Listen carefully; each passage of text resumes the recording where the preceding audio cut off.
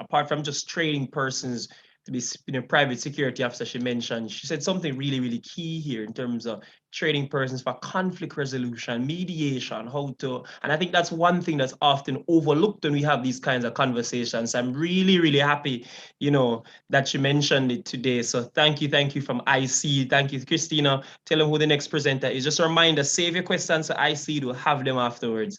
Christina, the next speaker.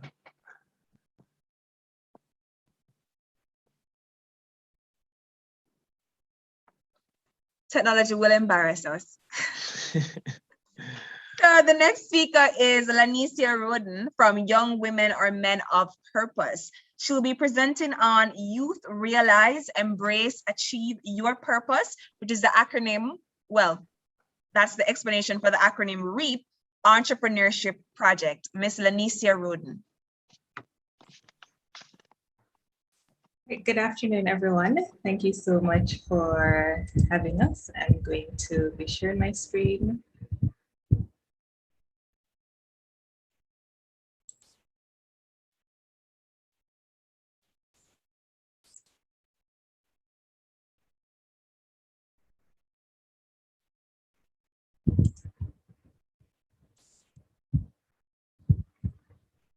So I'm Lanicia Roden, and I am the founder and executive director of Young Women and Men of Purpose. We believe at Young Women and Men of Purpose that youth entrepreneurship can actually be a vehicle to reduce youth crime and violence. So I want to ask you a few questions here, and please feel free to answer yes or no in the chat. Do you need money to go to school or to take care of yourself? Remember, you're answering yes or no. The second question that I want to ask you is, do you need a job? Is there anyone here who needs a job?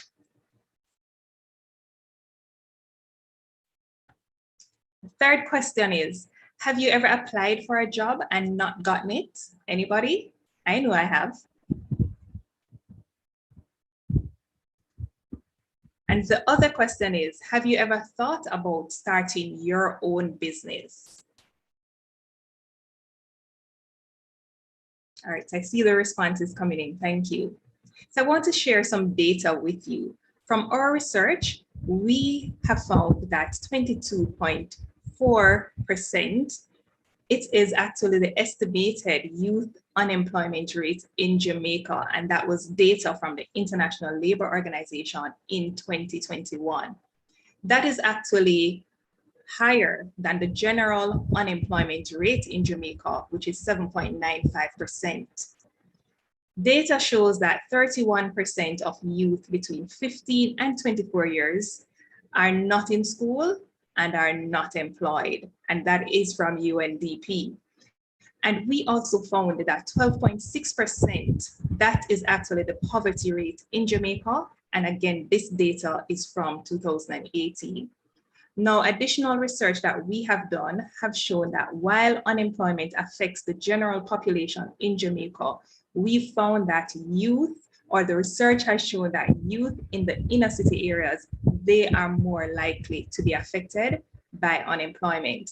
And also, unemployment creates many problems such as crime and violence, lowering one's self-esteem and poverty.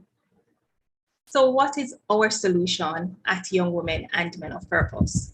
Our solution is our micro project, the Youth Realize, Embrace, Achieve Your Purpose, or Youth REAP Entrepreneurship Project.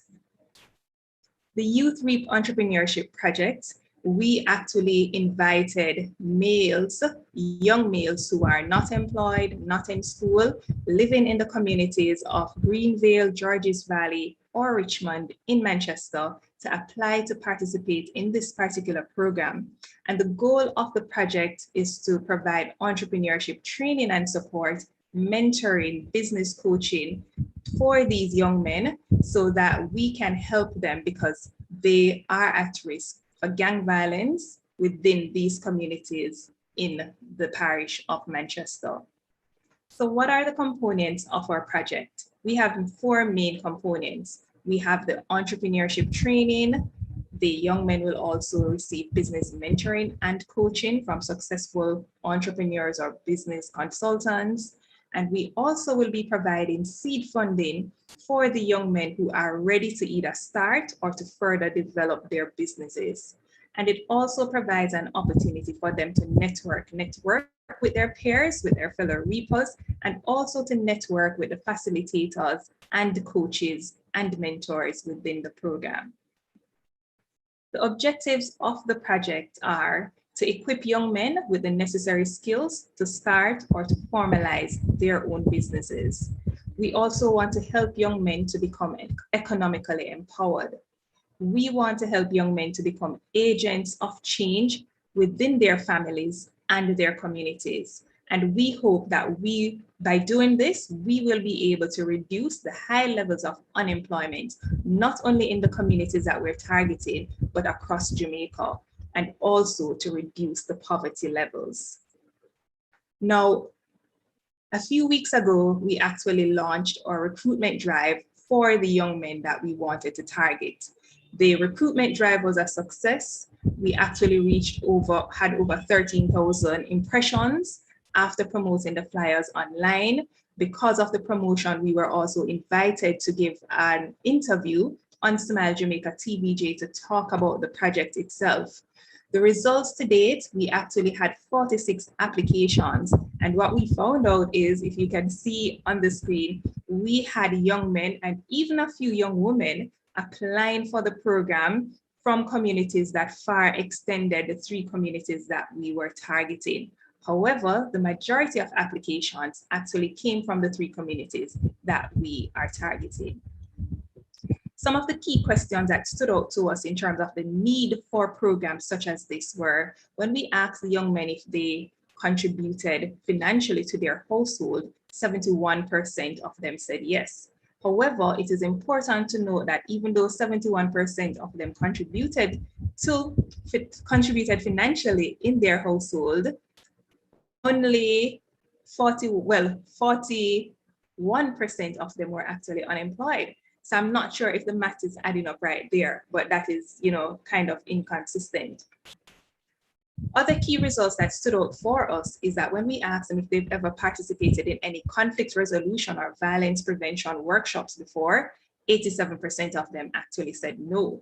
And when asked if they've ever received training in business management or entrepreneurship, 76% of them have said no. The project was launched a week and a half ago. It was a successful launch. We had to pivot our project first and foremost because of COVID-19. So instead of having a face-to-face activity, we were able to carry out the program online. So we launched and we're actually now in the 2nd week of training. Last week training was focused on introduction to entrepreneurship management. And this week, the young men are participating in marketing for small businesses. And the upcoming week, they'll be going through training in financial management, violence and abuse prevention, and also stress management. And then they will be prepared to pitch their businesses to receive seed funding. Our call to action is that we want more attention to be given to youth entrepreneurship in Jamaica. We also would like to propose that incentives are created to encourage youth entrepreneurs. We want to ask or to suggest that entrepreneurship be promoted within the education system as a first option and not as a last resort when young people cannot get jobs. We also believe that entrepreneurship training should be accessible and available to youth. And finally, we want to suggest that funding and support to help youth to start and grow their businesses be made available for all youth across Jamaica. So who are we? As an organization, Young Women and Men of Purpose, we are an award-winning NGO, and generally we provide career mentorship and guidance, personal development training, and entrepreneurship training and support to young women and men between 13 and 32 years right across Jamaica. And we have executed quite a number of impactful programs and projects over the years. Our main mission as a nonprofit organization is to offer programs and opportunities that support youth career and life development. To carry out the project, this is actually our projects team. We have myself as the project manager and the founder and executive director of the organization. We also have team members within the digital media and communication space. We have persons who are in the administration and general support for the project. If you want further information on our programs and on this project, please feel free to follow us on social media at Young Women and Men of Purpose or at Link Your Purpose. And we are on Instagram, Twitter, Facebook, and even LinkedIn. Thank you.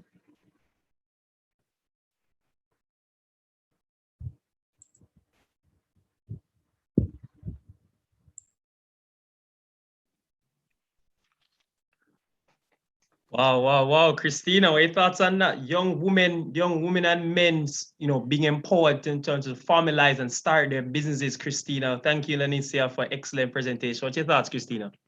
I was really moved by the presentation, particularly because she said that entrepreneurship should not be given to young or should not be introduced to young people as a last resort.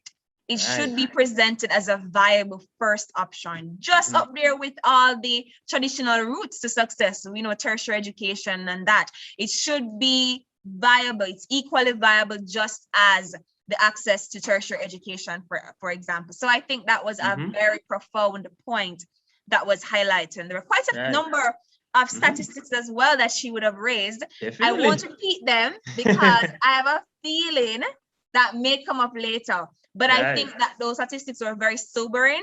And I love that the work that Lanicia and her team is doing is so data-driven. That is really, really important. I think all the people, all the groups here are data-driven. In fact, all of them would have mentioned some kind of statistics about why they are having this particular project in this particular community. All right, so we're seeing Norwood up next. Shamar, do the honors. Right, so we're seeing Norwood CDC is up next. And the presenter should be Chad Crooks, the project coordinator. They'll be speaking on pathway to restorative entrepreneurial empowerment, targeting young scammers, or perhaps Christina, potential scammers as well. So we're taking the targeting youth at risk of being recruited into scamming operations through alternative employment, also introducing them to entrepreneurship opportunities. As you said, not a last resort, but viable. So if Norwood can come make that presentation right now. And as they come on, I see, Christina, we are getting more and more participants. So just remind you guys, keep sharing, keep going trending. We just might be the winner of that prize if you're using our hashtags. Okay, thank you very much. Can you all hear me? Yes, we can. All right, I was having a little difficulty with my camera, so I'm going to try to start it. Can you see me? No. Yeah, my webcam is giving some problems. It's on, but it's not going to show because it was damaged. All right, so I do apologize for that. All right, I'm going to share my screen. All right.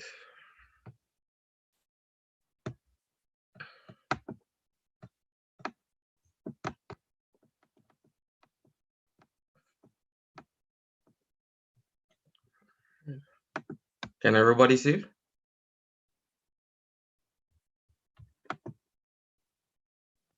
Yes, we can. Yeah, all right. All right, so as stated before, my name is Chad Crooks. I'm representing the Norwood CDC, and we'll be talking about our micro project under the UNDP.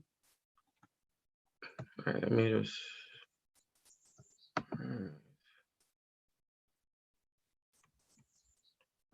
There we go. All right, so our micro project is called Norwood Pre, right? Creating a pathway for restoration, entrepreneurship, and empowerment.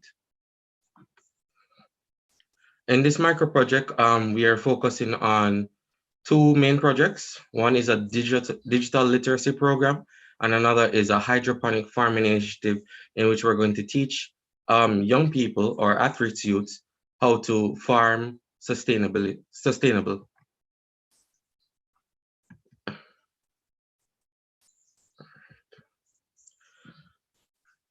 All right, so main objective of our project is to help reduce crime and violence in our area. We understand that Montego Bay, St. James is what people might call a crime haven, and especially the inner city of Norwood. Now, our project is aimed at risk youths who basically don't really have the guidance and tend to stray towards negative aspects of life, such as going into crime or going to easy ways of getting money, such as scamming or fraud. Now, here in our project, we decided that we're going to target these youths because they just came out of school and they're mostly young people who are committing these crimes. Now, we have a little history here, some facts. Since the beginning of the year, 15 murders and 14 shootings have occurred in Norwood. Since 2019, with that community, there have been 66 murders on record. But more disturbingly, that there are 6 gangs known to be operating within the small space, and those gangs, although they're based in that area, they operate all over St. James. Now, we understand that children and young youths want a place to belong, so they would tend to go towards gangs or acts of violence in which they can generate money for themselves and their family. Now, we've understood that with our project, these results can actually benefit our community if we implement it. With increased entrepreneurial spirit among the youths, youths will be able to provide for themselves and their family. They can create employment and help to generate money for themselves, and it can foster positive behavior and change.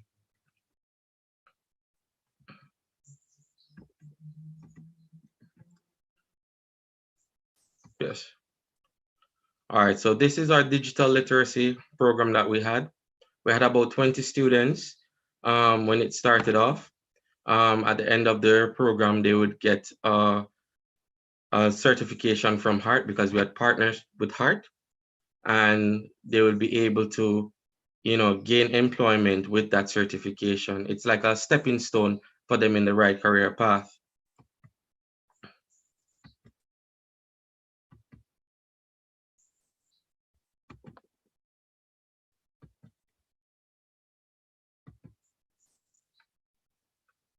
Now our call to action.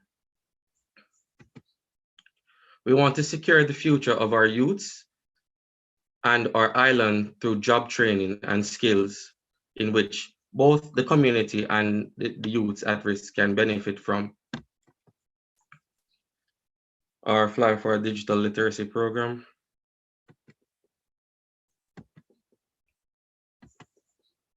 And our hydroponic farming initiative. Now, think of UNDP as a farm, right? They are the farm in which the youths are the seeds in which we put into the soil. We are the farmers, which is CDC as the facilitators. And our micro project is the water and nutrients in which we use to fertilize and grow the seeds. At the outcome of this whole project, we hope that our seeds, which are the youths, can grow into something fruitful in which they can both benefit from it and which the community can benefit from it.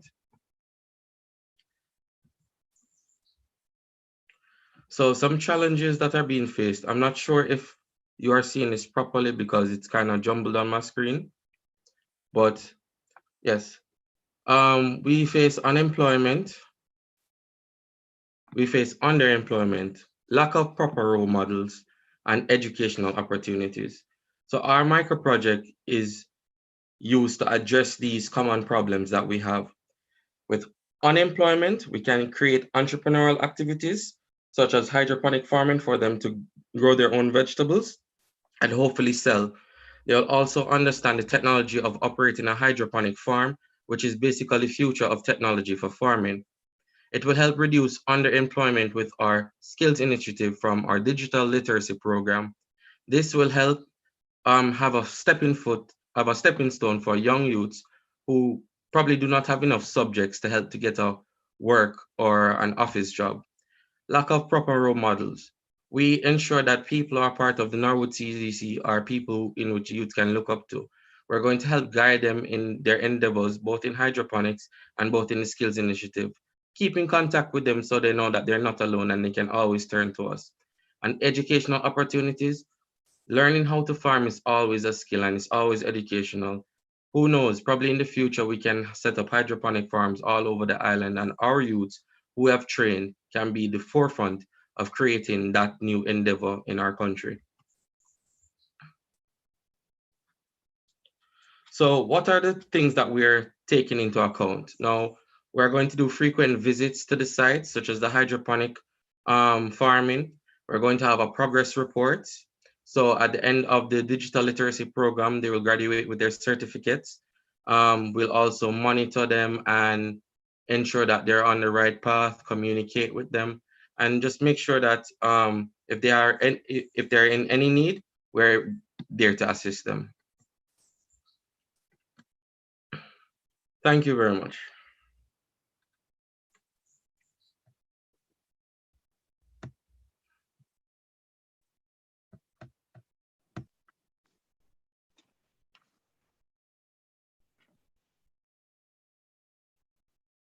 Thank you so much for your presentation, presented on the pathway to restorative entrepreneurial empowerment, targeting young scammers and potential scammers. I was just writing down all the different initiatives that you were doing in Norwood, and I was just impressed by how you were able to blend different components. So you're moving from digital literacy to hydroponic farming, and I'm like, that is such a comprehensive program. Shamar, wouldn't you agree? Listen, Christina, there's a smile off because I kept thinking, this is what we've meant by this summit, where it's not, let this not be a moment, but to showcase this movement. Honestly, a movement has been taking place in Norwood, as you've been saying, digital literacy here, training involving in this here, the empowerment in terms of entrepreneurship here. Christina, this is what we kind of want to engage in terms of this discourse for our summit. So it's really, really fitting as we kind of thank all these presenters that we'll just go briefly to show them the little call to actions that we want to present right now. You know, just so they can see what it is that we're talking about in terms of this action that we want. So I believe now we should be seeing the call to action. Well, the call to action loads, we just want to thank again Tracy and Harwich and Dominique Darling from ICD Youth, Lanicia Roden from Young Women and Men of Purpose, and of course, Chad from Norwood Pre. Right, so we're seeing our call to action there. First from ICD, Young Women of Purpose, and from Norwood. So I'd say, Christina, we're looking, it's really, really comprehensive for this fostering entrepreneurship. You know, they're realizing that the fact that we need a business creation hub for startups, how to business creation, Christina. So really, really, I want at the moment that we're looking at this for the persons, our participants, to just to read it, ponder, you understand? Include it. Perhaps you might have a question on something here as we'll soon get into our Q&A in a moment. So just read through the call to actions, think about it, have a ponder, because this is what this is really all about, this action. Right, so while our team members, and remember, you can also review the call to action on our website. That is Ready, Set, Great JA. You can go onto the website, look at the call to action tab, and you will be able to see this aspect of the call to action along with all the other aspects from yesterday and from the other panels that we will have later today. So once again, you don't have to worry that you not be able to remember everything that was said here or shown here. You have the opportunity to have access to the information post this summit. We're moving right into our surprises and prizes because we want to ensure that everyone was listening and learning and retaining all that was just said from that panel. Christina, so, I heard you said you had one with statistics for them. You ready to see they were listening for that one? Yes, I have one for statistics. I have one. So ready persons ready for our prize again, making sure, as we said, sorry, chat first person to get the full correct answer for whatever we're asking in our chat. All right, so the first question is, in Lanicia Roden's presentation when she spoke about youth unemployment rate, and she would have quoted from the International Labour Organization, what was the percentage of youth that are considered to be unemployed? And we need the first person with the correct answer.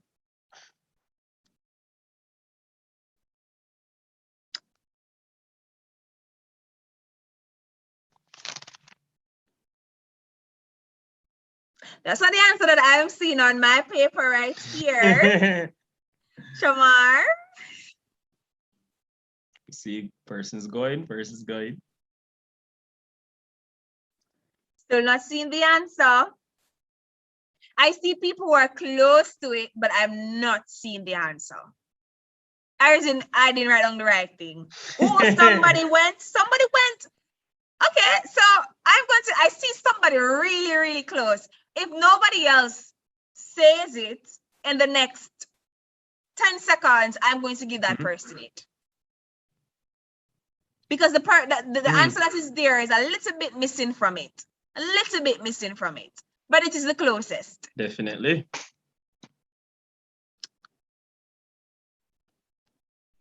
Is it 10 seconds up yet, Shamar? Yeah? Just about 3 minutes, 3, 2, 1. All right, it finished now. It finished. Oh, wow. It finished before Nicola came. I'm sorry. So the answer is in fact 22.41%, which is the percentage of youth that are unemployed in Jamaica, according to the International Labour Organization. So the first person would have gone the closest to it would have been, her name gone way up. I think it was a lot of responses. Chantal Sinclair. She would have put 22.4%. I saw Nicola came with 22.41%, but it actually came after Shamar would have done the countdown. So the answer, because we're about fairness and the definitely justice and giving out as much prizes as possible. Just celebrated Peace Day yesterday, so they will go to Chantal Sinclair. Congratulations, Shamar. Right into the second question as we move into our next segment. Second question. All right, everyone. When our first presenter came from ICEED Youths, give one of the projects, particularly the first project that she was mentioning. What were they training young persons to do? They were training young persons, young men, to what were they training persons for? That's Tracy Ann from ICEED.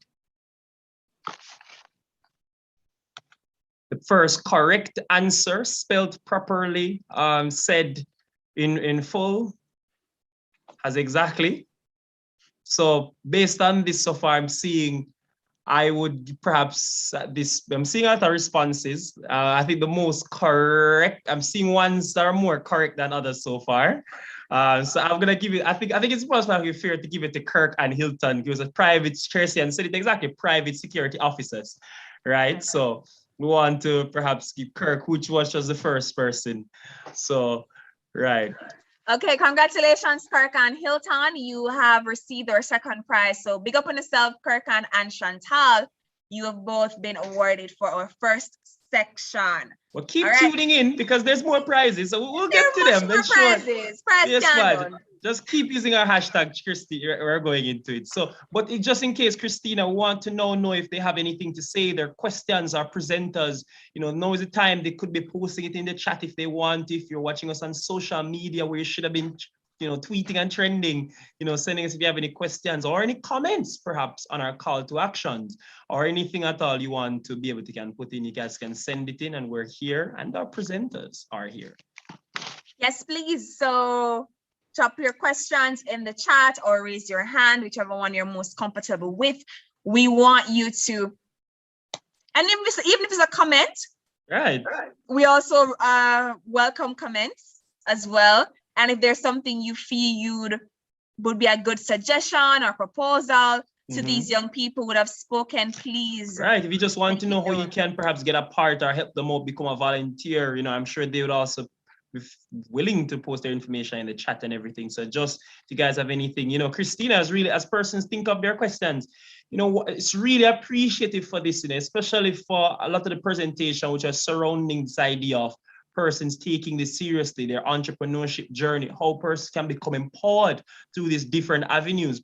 Even the last conversation, Christina, where he wanted to tell persons, hey, we need to get them out of this mindset of this, you know, make a quick money and whatever and end up in any activities. Let us actually train and show young persons many different viable alternatives just for them to be able to, Christina, to be able to progress and to be meaningfully involved in their community, right? So we have one person, well, just Junior, you know, congrats for your prize. You're being asked to speak to our team here.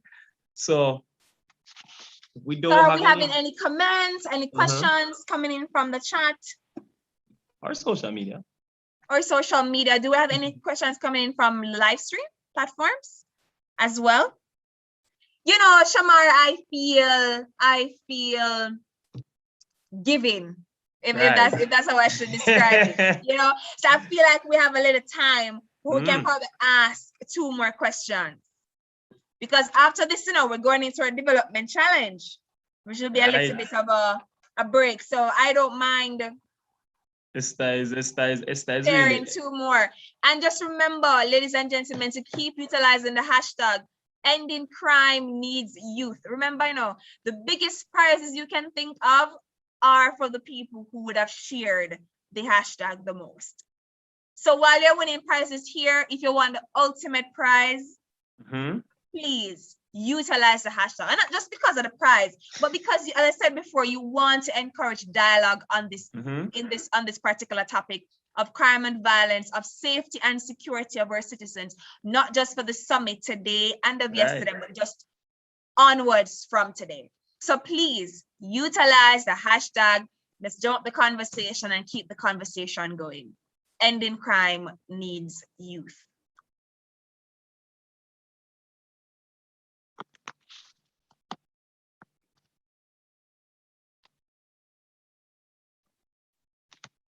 All right, so I'm going to ask another question. Yes? Yes? Esther says yes. All right, Esther says yes. So I would like to know for well, this one is a little hard, you know. It's a little hard. I don't know if I should ask them this one. Let's see them ready. They're ready for it. They've been answering everything so far. Up to start, if they can answer the person. So for Norwood Pre, which was presented by Chad, what does the Pre stand for?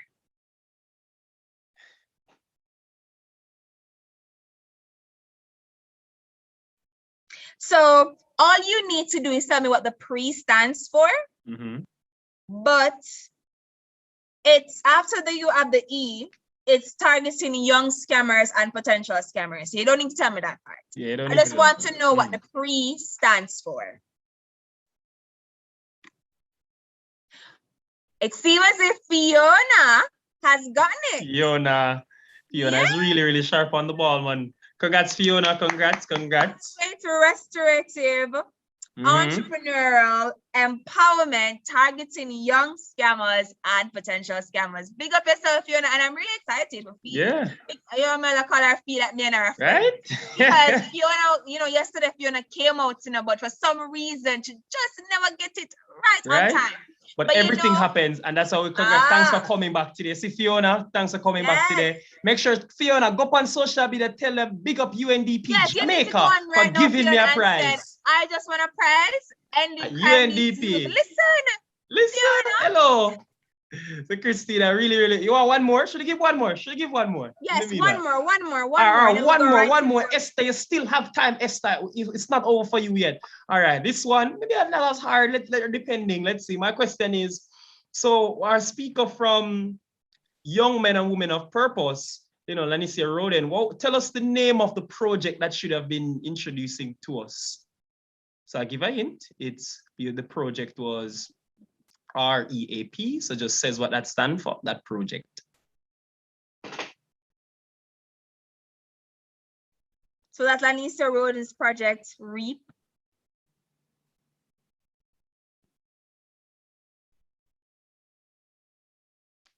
Right.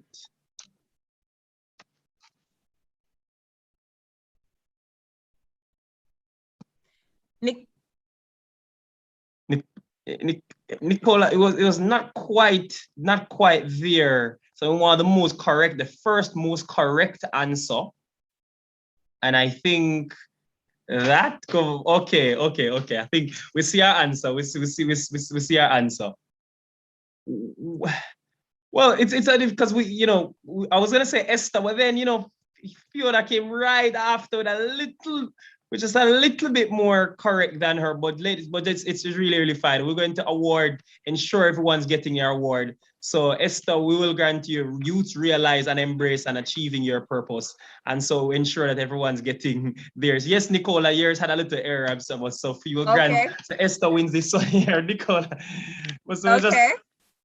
So Esther, congratulations, you get your prize.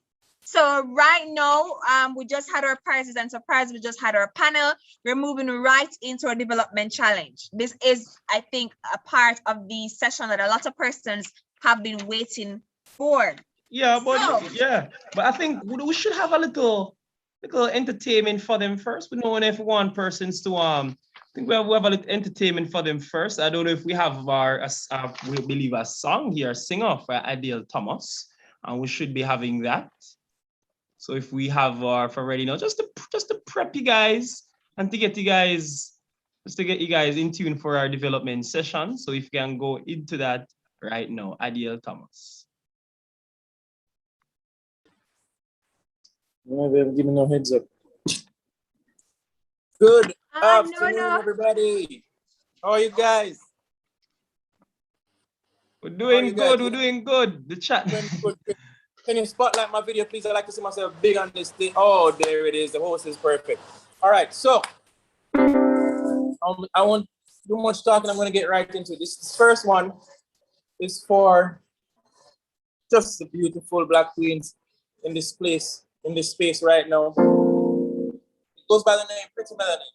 If you know it, you can sing along. It says, Pretty little melanin, oh girl, you don't know the joy you bring. I love the way your skin glistening.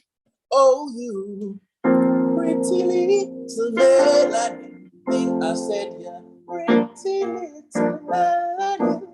Oh, girl, you don't know the joy you bring. I love the way your skin glistening. Oh, you pretty little melanin. Hey, hey, hey, hey, my Black queen. Hey, what kind of magic is this? Hey, I don't believe it to be true. How could a normal human being walk and talk and look like you? Not just your color I'm in love with, no girl, but it's the way that you wear your crown. And I can't ignore your energy no more. So if you love me, I'll place no one above you with your pretty little melanin. Oh girl, you don't know the joy you bring. I love the way your skin is stunning. Oh, you pretty little melanin thing. I said, yeah, pretty little melanin.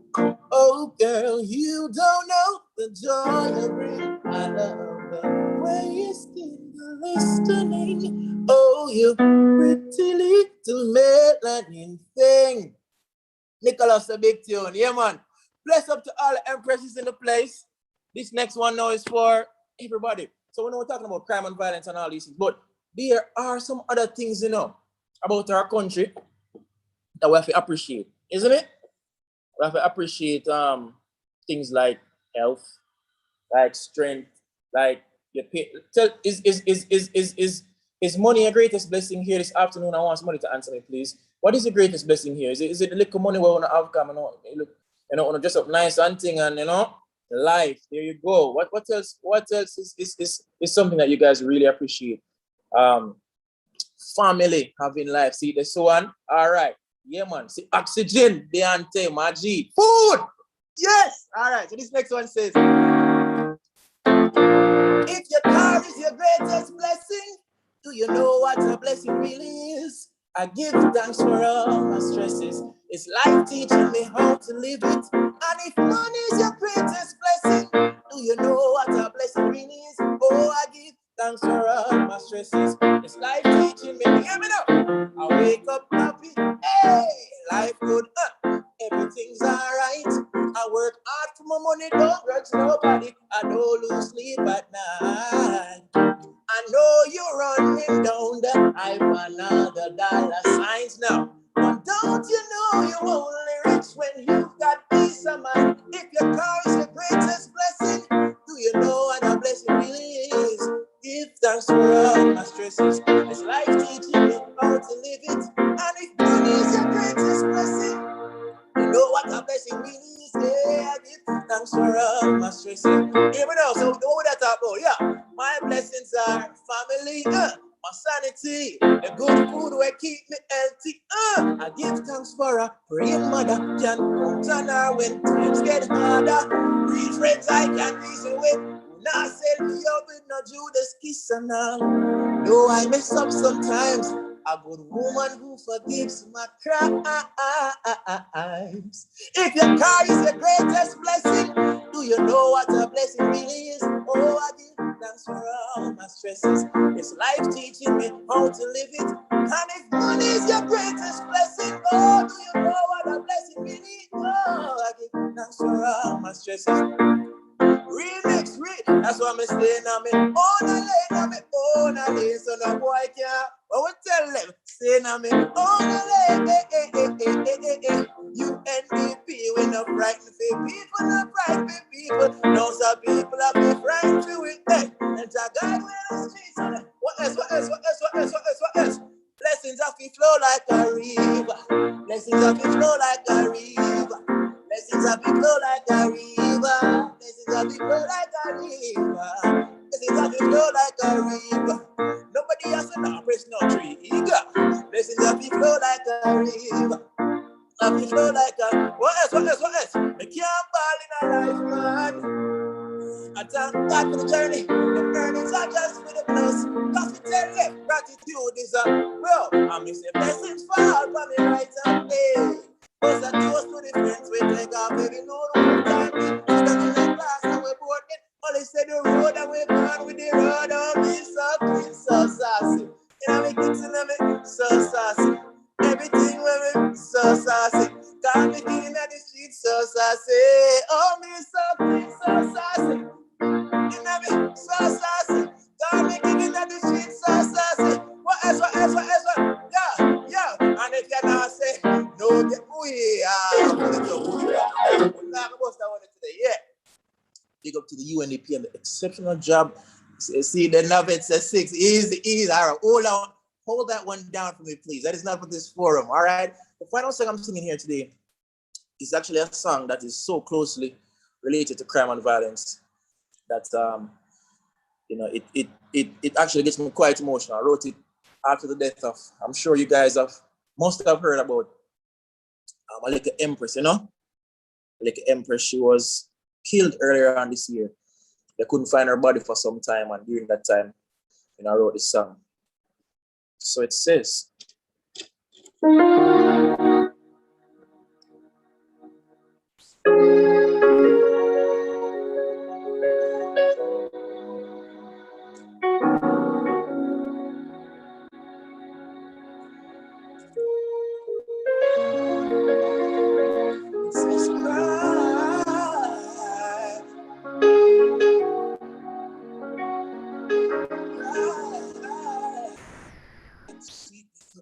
never harm nobody. Wake up early to make our money. A little stinking piece of nobody. I can't believe no. Hear how she begging, please don't kill me. You get what you wanted, please leave me. So I know every day you can run. I promise you never soon. What me would I do you if me catch you? Dirty boy, you fit so. My father God alone could have saved you.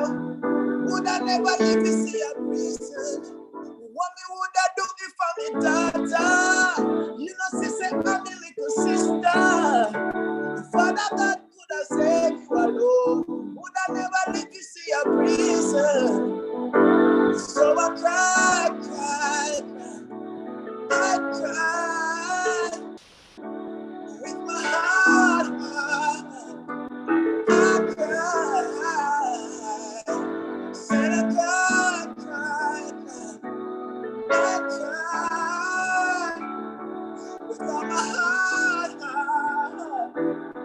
cry.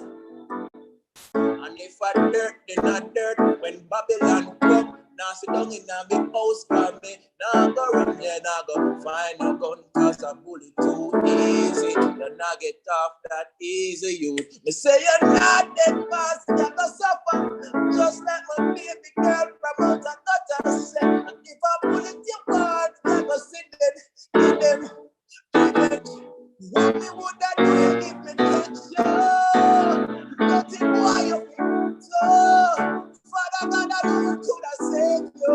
I never ever live to see your prison. So what me would I do if I'm a daughter? You know, sister, I'm a little sister. God, I know you could have saved you. I never ever live to see your prison. So what me would I do if I'm a daughter? You know, sister, I'm a little sister. God alone could have saved you. I never ever live to see a prison. So I cry, I cry. With my heart, I cry. Said I cry, come cry. With my heart, I cry.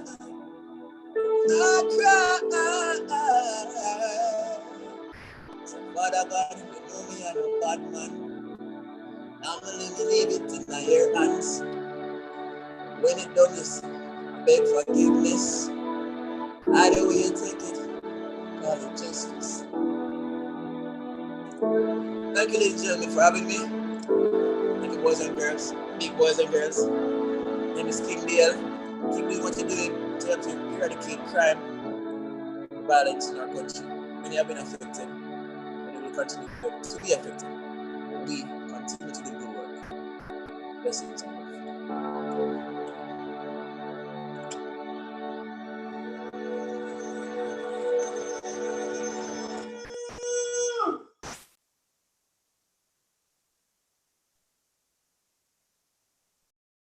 Boy, Christina. I Yes, have to be I'm honest, you know. telling you. Adiel, listen. First of all, him have me. From I'll play the coffee.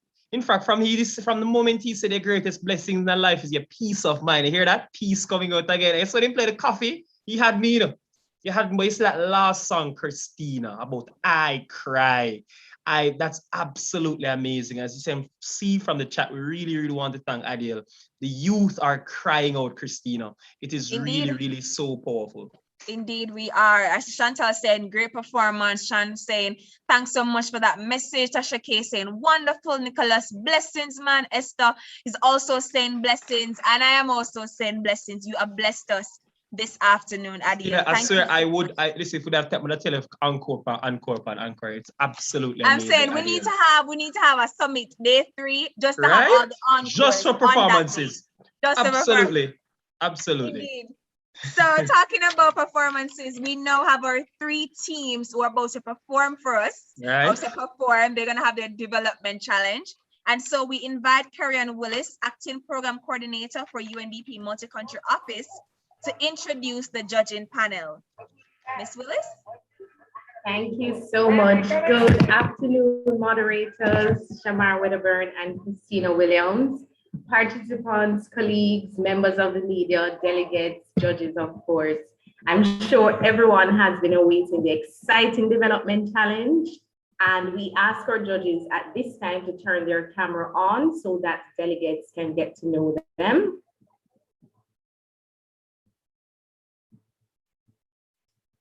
All right, so it is indeed my pleasure this afternoon to introduce to you our panel of esteemed judges who will be given the difficult but exciting task to review, deliberate, and select the winner of the development challenge. Please allow me to introduce Dr. Terrian Gilberts-Roberts. She's a research manager at the Commonwealth Youth Program, which is formerly SALESIS. Mrs. Ava White Anderson, she is a program analyst and officer in charge as well of the Capacity Development Unit at the United Nations Development Program. Allow me to also introduce Mr. Sean McGregor. He's the Programs Manager at Rise Life Management Services. Miss Jamie Ann Chavans, she is the Senior Director, Youth and Adolescent Policy for Youth and Adolescent Policy at the Ministry of Education, Youth and Information. We would like to also introduce Ms. Paula Isturiz. She is the person in charge of projects and the global coordinator at UNESCO Caribbean. And finally, we'd like to introduce Keisha Bryan Lee, and she is the programs director for the Vision 2030 Secretariat from the Planning Institute of Jamaica. Again, welcome, judges. It's a pleasure to have you. And again, you're tasked with the very exciting but difficult task of ensuring that we have a winner for the Development Challenge. Actually, replacing Mrs. Ava White Anderson is Ms. Kimberly Wilson, and she is the Monitoring and Evaluation Analyst here at the United Nations Development Program. Welcome, Ms. Wilson. Welcome, judges. Good afternoon. Over to you, moderators Shamar and Christina. Thank you.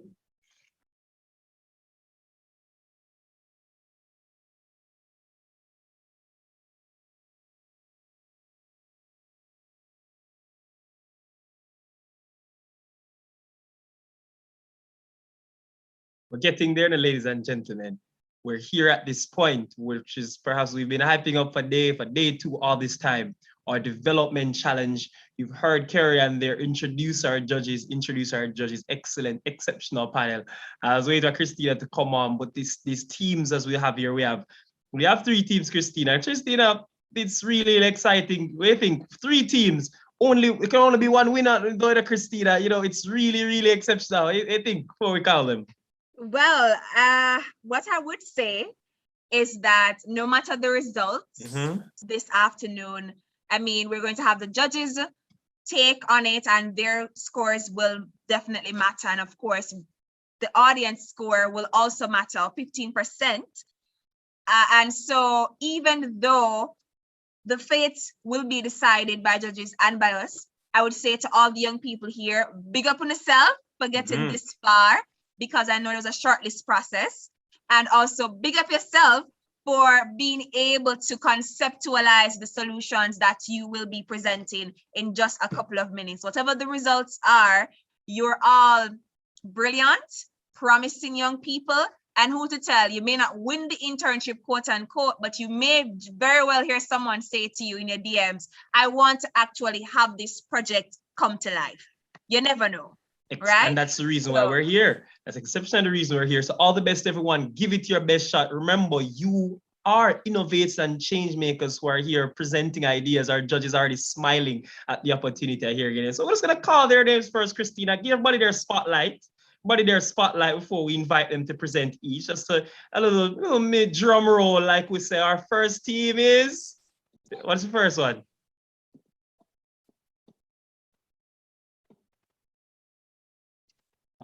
Christina's muted right there. So the first team is. I'm here. Yeah, you're muted. Tell them the first. Listen, it's anticipation. Listen, they're smiling. Tell them the first team.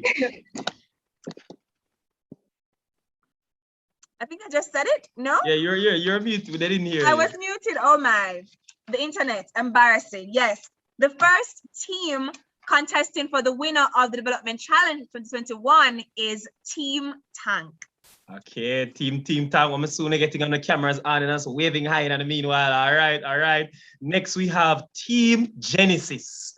All right, next Team Genesis. Just stay on the high and everything, make everybody can soon. I'm see the spot. All right. Okay, we're seeing it. And guess what, Chris? We have it. You know, we have Team Next Gen Thinkers. Same thing. Everybody make. You understand? Make we see it. The persons really want to see you here and everyone. So we want to thank you again for being here. We're first going to be asking Team Next Gen Thinkers to present first. For anyone wondering in the chat, as I see this question, you can always register. There is still time. Share it at readysetgreatja.com. So we're going to first invite Team Next Gen Thinkers to present.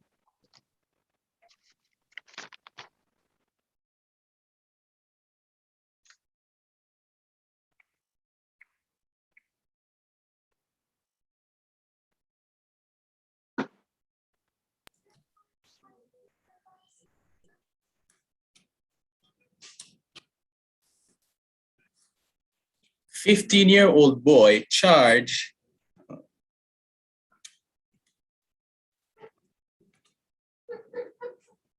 something is blocking, sorry about that. Yes, 15-year-old boy charged for killing shopkeeper in her yard in St. Catherine. Hanover man arrested for allegedly sexually assaulting daughter.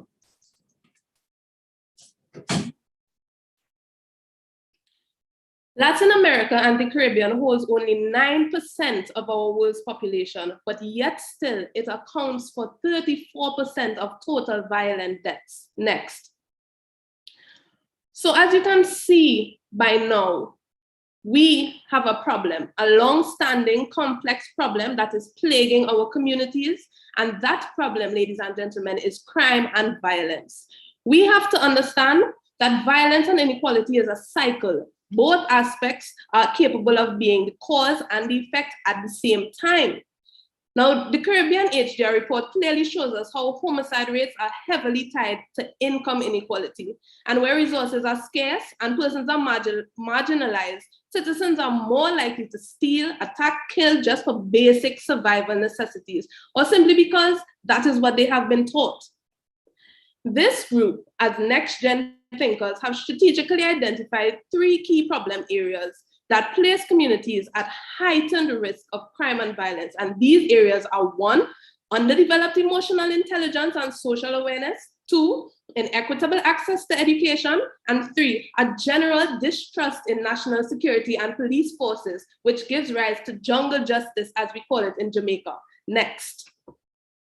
Now, we have developed a multidimensional and multi-pronged approach to solving this problem of violence in inner city communities. And that solution is Communigency, which stands for Community Empowerment for Generational Change. Next. Now, because we are next-gen thinkers, we are focused on change that is long-lasting and far-reaching, change that will increase citizen emotional intelligence in communities, that will bridge the digital inequality gap, change that exists within national educational systems, and change that will develop the trust that citizens lack in national security.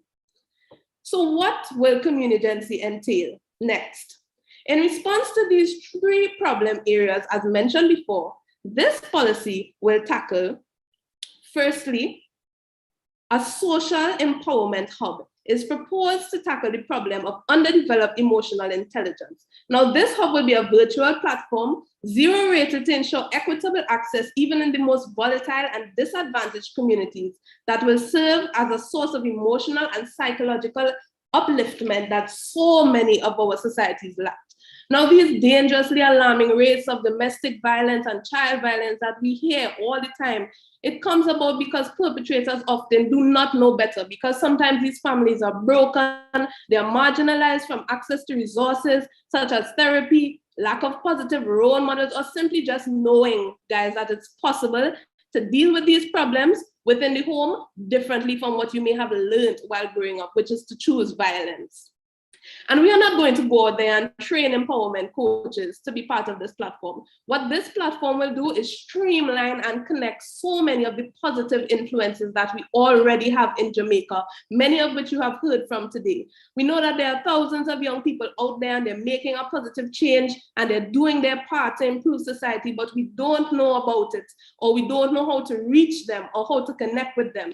This hub will, as they say, kill 2 birds with 1 stone by allowing these persons to have a platform to inspire and impact and continue doing the good work that they are doing, and will also be a source of social empowerment for communities. And we believe that this program should be done in partnership with the Ministry of Health and Wellness, since it aligns with their responsibilities, along with any similarly aligned NGOs. Next. Now, our social empowerment hub will tie into what we believe every inner city community across Jamaica needs if they are going to avoid being left behind and truly get where we need to be in addressing this problem of inequitable access to education. And that is community technology banks. Now, these community tech banks would be a device loan system that will be run through community centers and allow for citizens in need to access devices using a lending system. We know that technology is the future, guys. The same way 40 or 50 years ago, we started developing libraries nationally. Times have changed, and we now need to move towards a technologically literate population. In 2020 alone, we heard the Minister of Education, Favour Williams, announce that more than 120,000 students have dropped out of the schooling system, and it is unlikely that even half of them are going to return to school even after COVID has passed. Now, what this system will do is ensure that should another pandemic or economic crisis arise, we are prepared and we are equipped, and our education will not be the sacrificial lamb once again. We believe that this system is designed to be more successful and sustainable than simply just giving out free devices, because we can't do that. We know that we don't have the resources to do that, and we recognize it. But with this system, we are more likely to get corporate and international sponsors on board, because you have one device potentially assisting dozens of students as opposed to just one student. Next. Now, the next problem that we have is jungle justice in Jamaica, and it's a real problem. The Caribbean HDR report shows that between 40 to 50% of our population in Jamaica see extra legal violence as an acceptable way to solve their conflicts. 40 to 52%, guys, that's not a little bit, that's almost half of our population. So we need to do something about this. We need proper conflict resolution training within communities in Jamaica. We have a certain stigma that we have attached to police and national security forces, and that is why this aspect of communigency will be run in partnership with the Ministry of National Security and the Jamaica Constabulary Force, where periodical community-focused training sessions on the skills that are associated with things like mediation and negotiation will be taught in creative ways. As of 2018, Jamaica has had the highest level of intentional violence in the Caribbean. And we need to teach our citizens that, yes, we know conflicts will arise. We know that sometimes it's unavoidable, but other options exist outside of using violence. This program requires some amount of financial resources, this aspect of the program, but we want to bring to your attention that, according to the World Bank report, approximately 3.7% of our country's GDP is spent on things like policing, increasing public security like states of emergencies, and punishing persons who have committed crimes, basically paying to keep people in jail.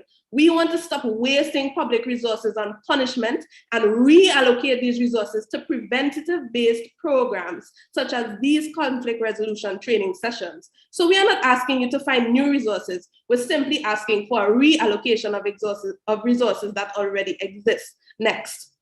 Now, why communigency? Because violence as a problem is multidimensional, and a blanket approach cannot work. Communigency is strategically designed to tackle multiple areas that perpetuate social violence at the very lowest levels, which is within the family and community institutions. We are not taking a big national program, ladies and gentlemen, and just throwing it out there and hoping it sticks and hoping that it trickles down to the most marginalized in society. No, what we are doing is going in and starting at the fundamental grassroots level and building out self-sufficient and resilient communities that operate like an ecosystem of knowledge and resources that is able to regenerate itself for generations to come. Let us eradicate those headlines that you heard at the beginning of this presentation. On behalf of Next Gen Thinkers, thank you for listening.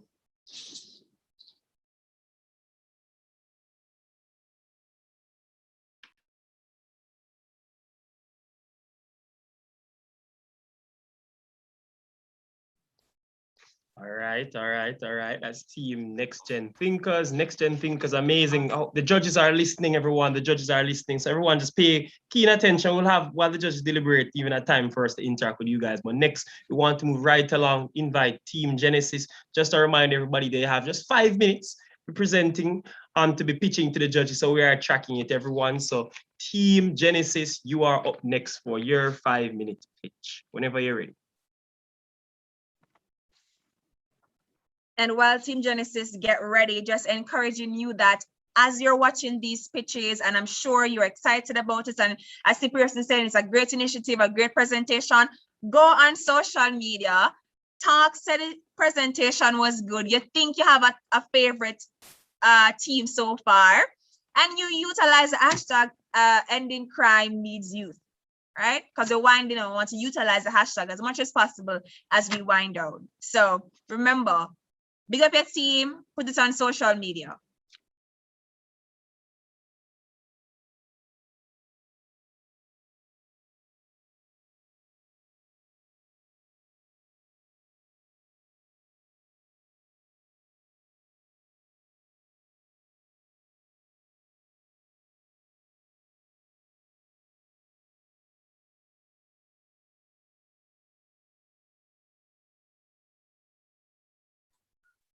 Good afternoon, everyone. Should we go ahead? Yes, whenever you're ready.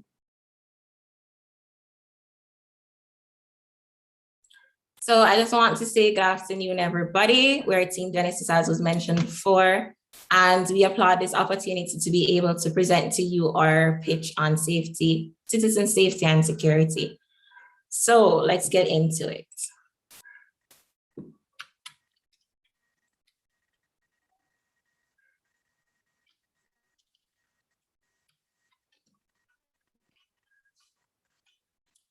All right, so firstly, I'd just like to ask everyone, what does citizen safety and security look like to you? Is it a Jamaica where we can live, work, raise families, and do business? Well, unfortunately, this vision seems to be in jeopardy because LAC, based on evidence, right, LAC accounts for 9% of the world's population, but hosts or ranks up 34% of total violent deaths.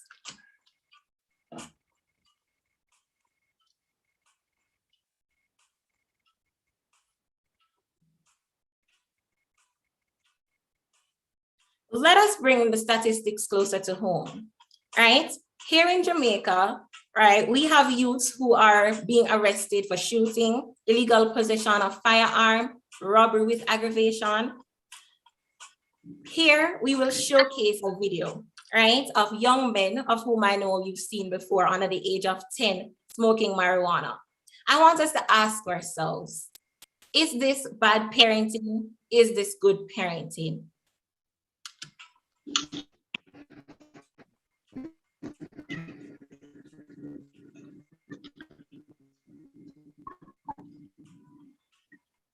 Seeing these children smoke concerns me because when we look at the larger picture, Jamaica is a traffic route for drug trade from the North America and Europe. Now, not only that, but the trade has increased and the levels of corruption has an increase in the levels of corruption and gang violence. Now, talk to me. Would you say that the parents are doing a good job? Now, Colin et al. States that ineffective is the reason why teens display a lack of self-control and aggressive attitudes. The article says that adolescents who display such behavior were very likely to engage in criminal behavior. And as such, we have heard the problem, and now what we aim to do is to target youth between 11 and 28 years so that we can target the group that is most effective. So our solution is a preventative method to crime and violence and not a curative one. We aim at engaging them from an early age, bending the tree from its young. So our solution that we're proposing is called TRIBE, which stands for the Total Reboot Initiative through Education. The first step in TRI, right, the TRI initiative will begin in the high school.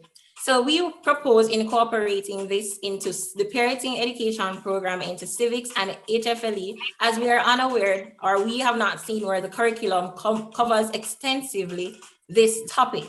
We believe that it's important to start teaching youths who will be next generation parents how to parent, because at the end of the day, this is the primary unit of any society. We learn about all other things except how to parent. Why not start now? I want you to meet Emily. She's 12 years old and she's currently in high school, and her high school is able to offer her education pertaining to parenting education. So she is learning how to be an effective parent. Our next step is the maternal school. Now, the maternal school already has parents education incorporated in the curriculum. But what we want to do is to allow this organization to recognize that this parenting program is a part of a crime fighting plan. And as such, it would be highly unlikely for them to remove it from the curriculum. So that students like Emily can benefit from this program. Now, fast forward, Emily's pregnant and she's able to actually participate in what we call the maternal clinic workshop. This is where hours that have been previously spent at clinics in lines, waiting, can actually be maximized or used in order to give education that can be used effectively to monitor or to pass on information how it is that parents parent, right? So instead of sitting down waiting for hours in areas basically doing nothing, sometimes you could be gaining information or educating young mothers, young fathers on how it is that you should basically, well, not tell you how to parent, but to give an understanding of what it means to parent effectively. So if a child comes up in an issue or have trouble, we won't be verbally abusing them, telling them, oh, you favor your old papa, or we're not going to be prone to just come and hit or express anger, but we'll be able to channel back and say, all right, I was taught that I'm supposed to be emotionally intelligent, and this is what is required of me, and I am able to properly discipline the child in a way that they are able to understand cause and effect in the long run.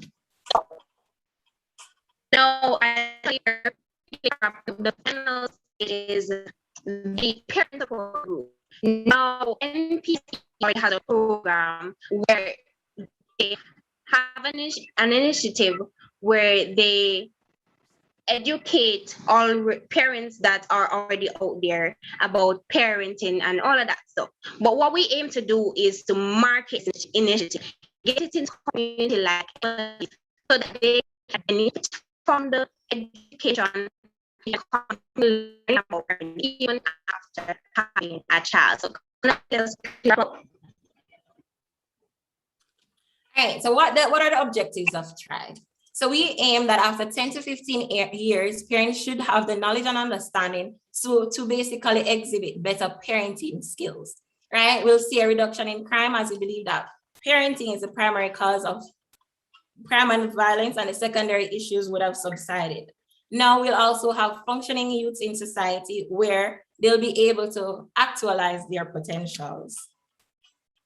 Now, persons might argue that the real issue to crime and violence, or cause of crime and violence, is inequality, lack of opportunity, poor justice system, or indirectly the culture because of the music and or practices, or it could be poverty or simply a lack of trust in the government.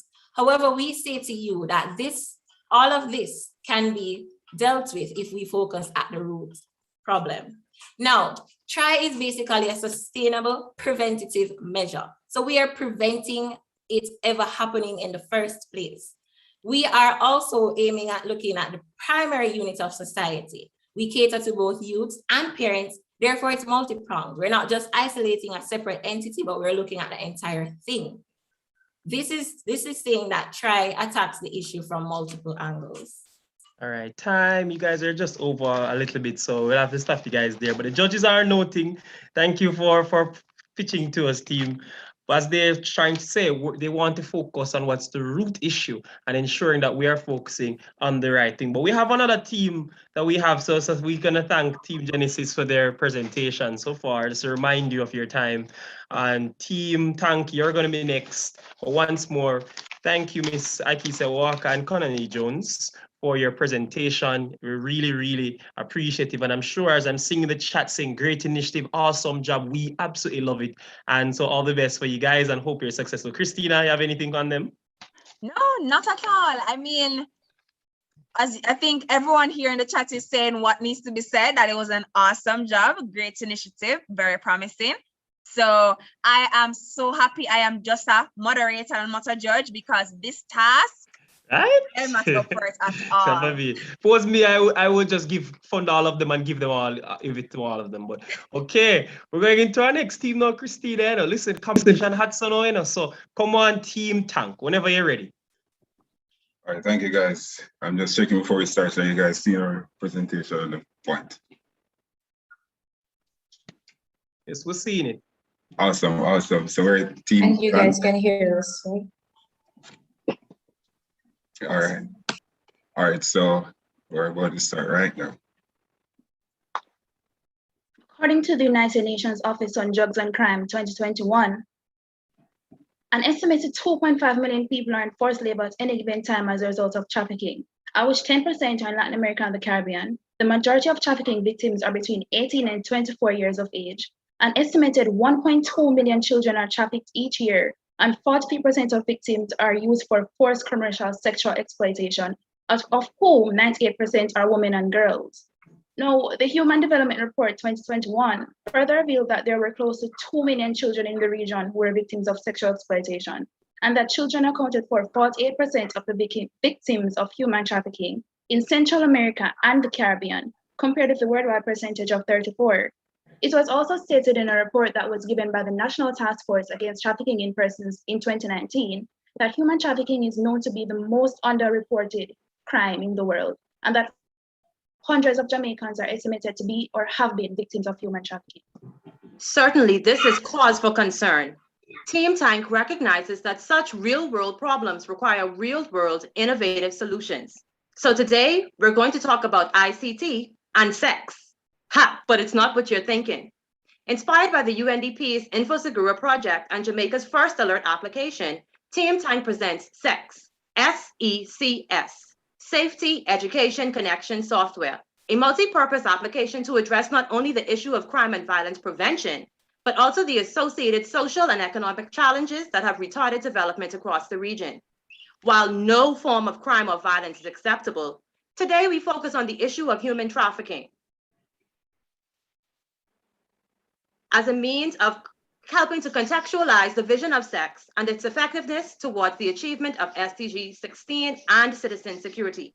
The app brings security, education, emergency service, alerts, employment advertisements, and job opportunity vetting to the palm of your hands. Its target audience are youth and young adults, and a multi-user option is available for parents and families. Parents will be able to create a family profile within the app that uses your children's smart device to keep track of their whereabouts.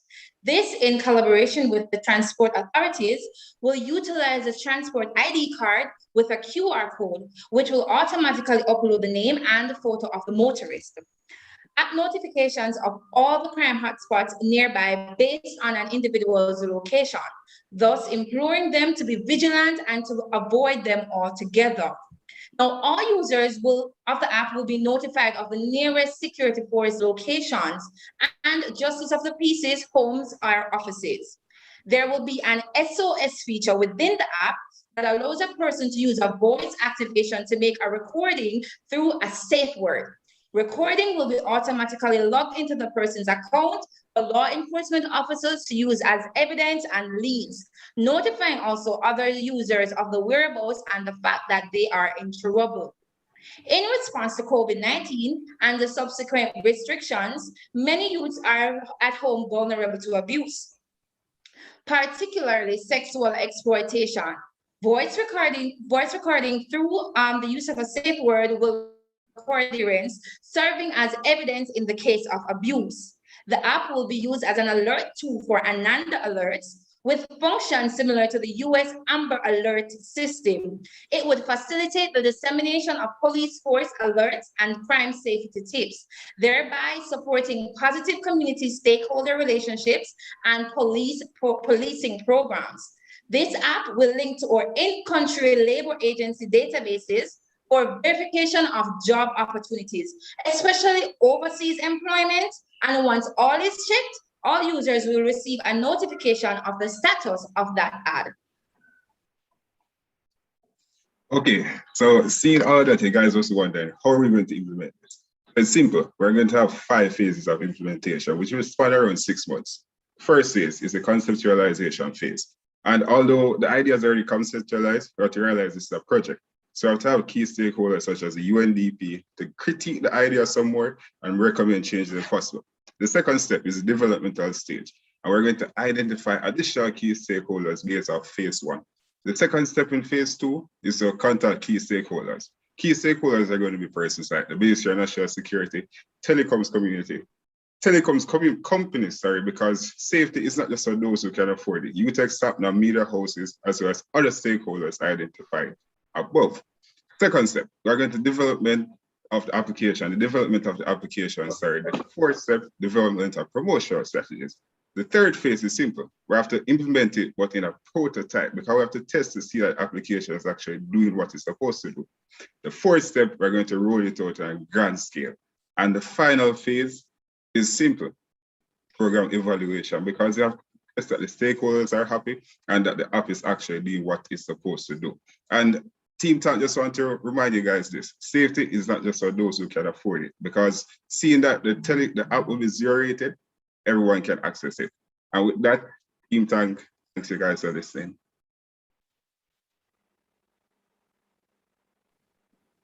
Okay, Team Tank. I'm seeing a lot of love for you guys in the chat already. Very, very interesting, very, very intriguing. You know, I love this that we're seeing right now.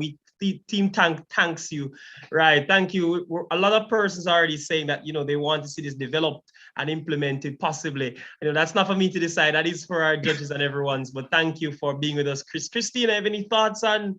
You know, they really came out. Listen, implementation phase. Here's my. What do you thoughts? I mean, I was looking at the 5 phases and I was there scribbling it down because I was like, listen, if this thing don't win today now, me have to go call Khalil and say, Khalil, which are the phase that we can run in pan. Right. So, you guys have my number. But thank you so much, team. Thank you really, really so much. We really appreciate it. So we want at this point, you know, thank you for all of that. But really, Christina, what do you tell them what comes next? So now we go into the deliberation of our judges. They will be discussing amongst themselves all the ideas from the 3 incredible groups. Just to remind you, Team Tank, Team Genesis, and Team Next Gen Thinkers. But while they are deliberating, we are voting. Yeah? So we are also... Yes. Well, not me and you, Shamar. Come on, man. Not me and you. My but gosh. everyone here has the opportunity to vote at this time. So we're going to ask for the poll. Right? And we're encouraging you to go in and to vote for your team, whether it be Team Tank, Team Genesis, or Team Next Gen Thinkers. Think about it, you know, guys. Think about the 3 ideas and think about what would you want to be implemented that you could see changing lives for the better in terms of safety and security for young people. Shamar, you have a favorite? You have a favorite, Shamar? I almost don't want to say. I'm torn. I have more than one. I have more than one. I have more than one, and so it's really, really interesting. It's really, really fascinating whether we're talking about these persons from social development programs here and this intervention, to we're talking about this concept of the parenting and the ideals that they can get from the root, or we're having this more technical application that can perhaps help in the security administration. So I'm really, really even interested in also seeing what are the other persons in the chat saying. I see our poll flying up, and I'm sure I actually would not want to be a judge right now at the moment, but we'll be looking at it. We're encouraging all of you to vote. Please, ladies and gentlemen, your vote matters. I mean, the teams right now, Tank, Genesis, and Next Gen Thinkers, they're sitting in their rooms with their teams, probably on WhatsApp, and they're saying to each other, we need to win because yes, listen, get more persons. I should see the participants go. Listen, at the end of the day, persons, remember, vote, it got contributes 15%, as we're seeing, to their final. Ensure you're coming in here, contributing to our polls. What have you thought about it? Come on, say hello. Team Next Gen Thinkers just shelled down the place a while ago with an excellent graphic there, hashtag ending crime needs youth. Team Tank Slapway, hashtag ending, and listen, come remind them, Christina, we also have a little prize for them as well. All right, but their judge will be the hashtag. All right, we'll see our poll really, really heating up. Christina, listen, Team Tank and had our hashtag going on. Indeed. So while we're doing that, and the poll is still running, because we need as many of you, we need as many of you to vote. And remember, your vote matters, because 15% of the overall score will be attributed to this vote being taken now. I want to, give away something while we're doing this. What do you think, Shawar? I want to give away something. The chat really excited, man. And see Esther there again. Let's see persons can be another winner. 60. So like you have a question for us. You have a question. I do have a question. All right, go ahead. So earlier, Team Genesis would have presented on their idea, and one of the acronyms that they utilized was TRIE. TRIE. What does TRIE mean? It's an acronym. What does TRIE mean? This was presented by Team Genesis.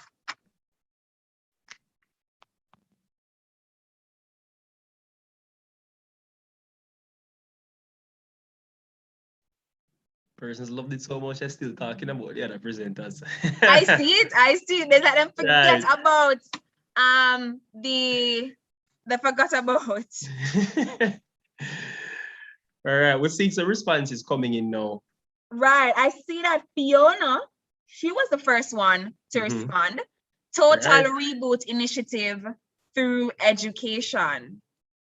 Total Reboot Initiative through education. That is what TRIE means, coming from Team Genesis. Congratulations, Fiona. You saw Fiona come win 2 today, right? I'm telling you, Fiona's story is a powerful story, it's a testimony, you know?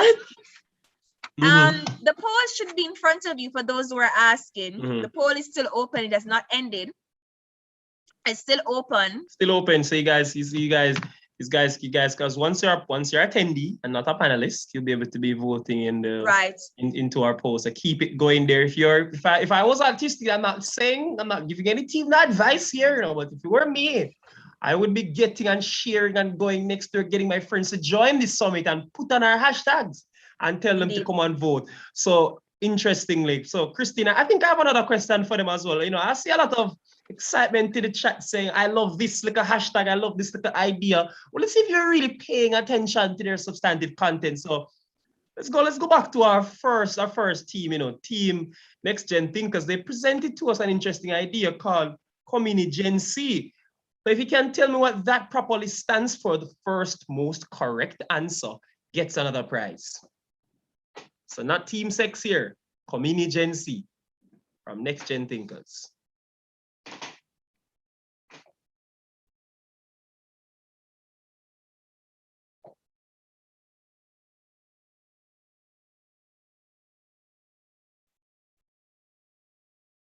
One bad number.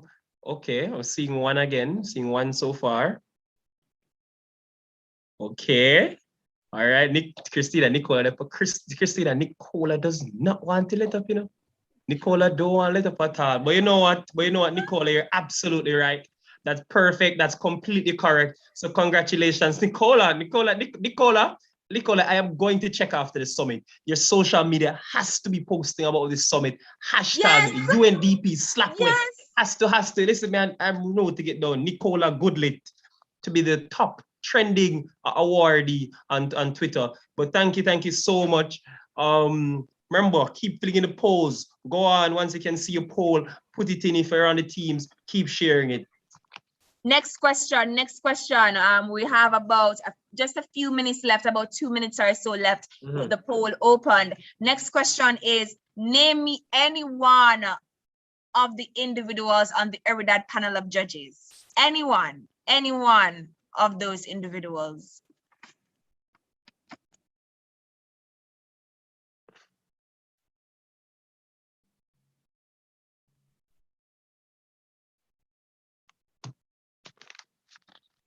No one remembers any of the judges?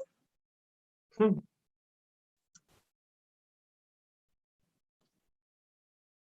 going to ask the UNDP support team to also be mindful of the persons who would have won just now, to reach out to them so that they'll be able to ensure they get their prizes. The judge is going to deliberate and everybody forget. I see. Who's the first person who gave a name? You need a full name, you know. So Sean says Paula Istubri. Did I pronounce it right, Shamar? I think Sean perhaps has the. Guys, remember it's a proper correct spelling for the names. Oh, we're going to press the correct. But one. To be honest with you, I never saw that in the instruction. I am a legal student, you know, and in the and so are you, Shamar. And in the contract, we never said, when I gave the instructions, I never said, you know, it's supposed to be spelled correctly. I left off that part. All right. Congratulations, Sean. I think I had to give Sean it. I didn't know who was right behind it. From UNESCO. You see who was that next name? Listen, Nicola. I see Nicola, I know, right? Underneath Sean's response to that. Nicola wants to come and be a panelist here to come present because it's really, really fun. I'm sure you have excellent ideas. We're gonna have to bring Nicola next year's summit to have her some special thing in the event. She just can't come as an attendee, I tell you. All right, congratulations, Sean Ellis, and the UNDP team will be in contact with you for you to claim your prize. And before that, I believe it was Fiona who would have won the other prize, right, as well as Nicola. So, so we're going to close our. We have over 70% of individuals here would have responded to the polls. I think that's a fair point where we can now close the poll. We can now close the poll at this time. We're not going to share results because we wouldn't want this to in any way, shape, or form influence the decision that is being made by the judges. So we won't share the results. We may share the results later when we are announcing the winners. So if it's possible for you to keep the poll results till then, tech support team will. That means you have to stay with us as well, guys. Stay with us as we just a bit longer as we hear. We have a lot more excitement coming for you as we announce, again for real, that there are prizes. There are more things coming up. So stick with us and thanks for being here so far. And congrats to everyone who's won a prize, remembered, stuck, cheered on your team. And Christina, we can't end this segment without saying, listen, Team Genesis, Team Next Gen Thinkers, Team Tank, big up yourself, all your team members, excellent presentations, excellent videos. And as Christina said, listen, this is not just about, being the winner. We have exceptional stakeholders, persons who just might say, hey, it's a social entrepreneurial hub. Come, I might have a community I want that to be launched in. So congratulations, everyone. But Christina, we have a little lovely section coming up that we want to engage the people with while judges are deliberating. Tell them about one of the first things they'll be doing. So the first thing that we want to do with you, and this part is a little bit more sober, a little bit more serious, because we don't want to leave today, despite all the excitement and fun and the surprises and the edutainment, we want to ensure that we leave here with a call to action. Definitely. You know, as I said before, this summit is not just about the speeches and the presentations, also about the action that is necessary post the summit, not a movement, not a moment, it's a movement. So we're now at the point where we launch our call to action, which is a compiled call to action from all the different presentations from yesterday to now. And the team from UNDP will be launching that at this point. And we're asking you to vote on the call to action, because we can't say that this is the call to action. Shamar and I, as the moderator, can't say that. The speakers by themselves can't say that. The dignitaries and the UNDP team by themselves can't say that. We need you, the delegates, youth, Y-O-U-T-H, youth, because ending crime needs youth. We need you to vote on the call to action. So please, we're asking the team, you will see the opportunity to vote. And we want as well, in this moment, that you're facilitating a kind of conversation here for you guys even before you vote. You know, if you have a concern and say, hey, this is really, really cool and interesting, I like this idea, you know, this is the moment where, you know, if you want to have your hands raised and your mic is open and you can facilitate the conversation to be speaking just about the full draft that you guys are going to be seeing. So now is the moment. So if you're Nicole and you win about 4 prizes so far, here's where if perhaps you want to contribute to the conversation about our call to action, you can at any point.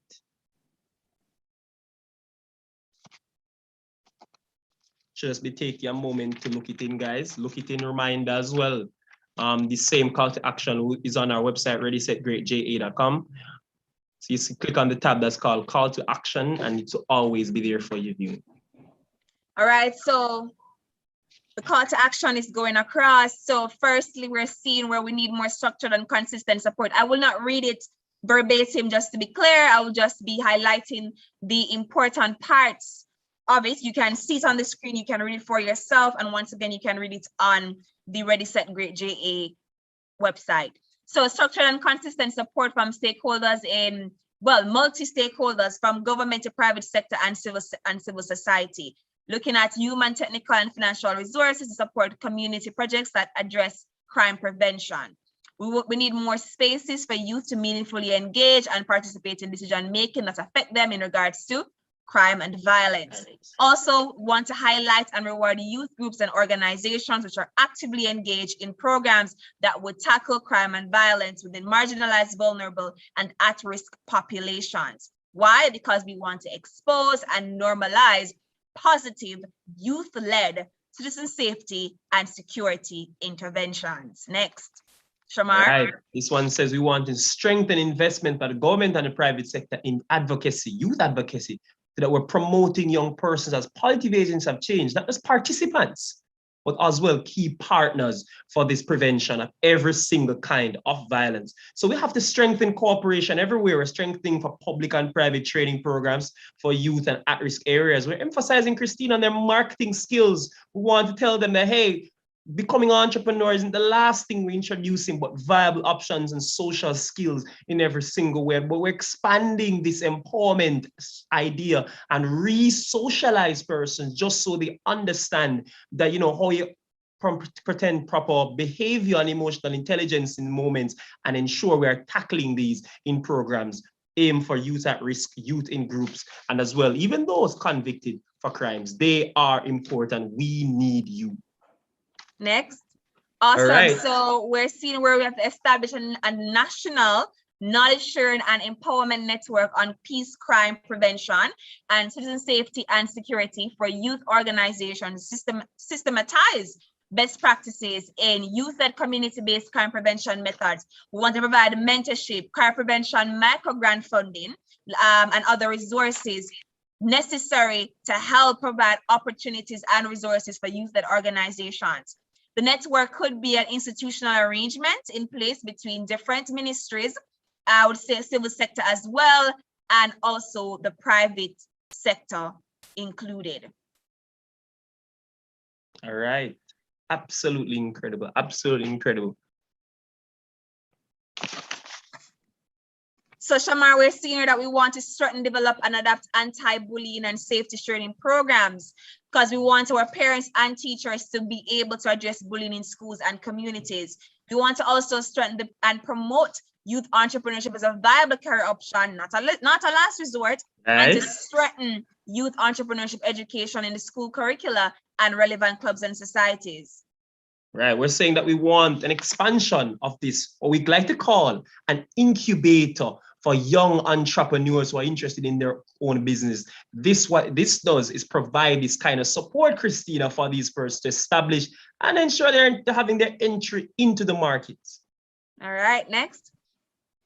Right, we're ensuring and engaging the youths at risk in fostering, as we said, their entrepreneurship skills and ideas that address community problems with viable businesses, and as well issues that social entrepreneurs face, and to ensure there are solutions.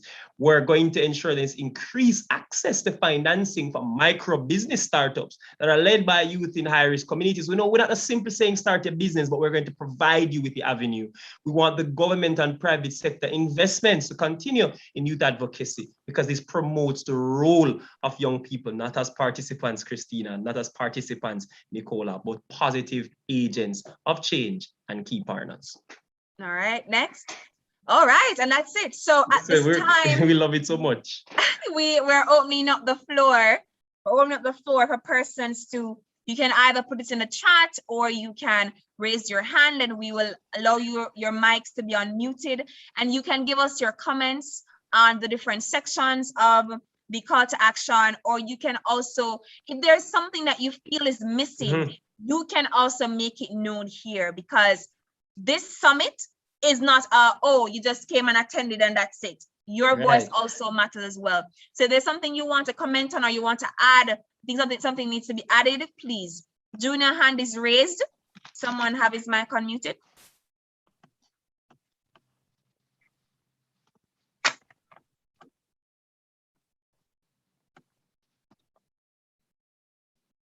All right, Junior, you can now speak.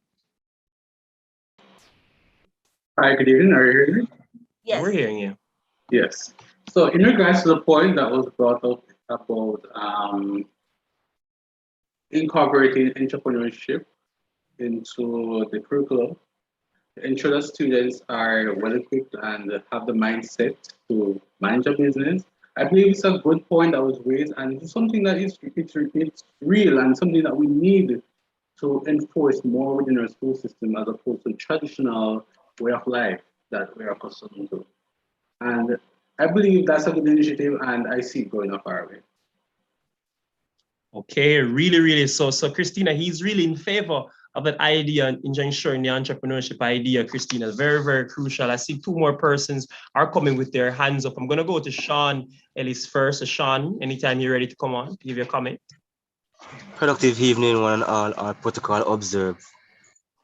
Yes, it is good to inject entrepreneurship into the curriculum vitals, but also the thing that mostly that affects or add to the crime is the generational chain link.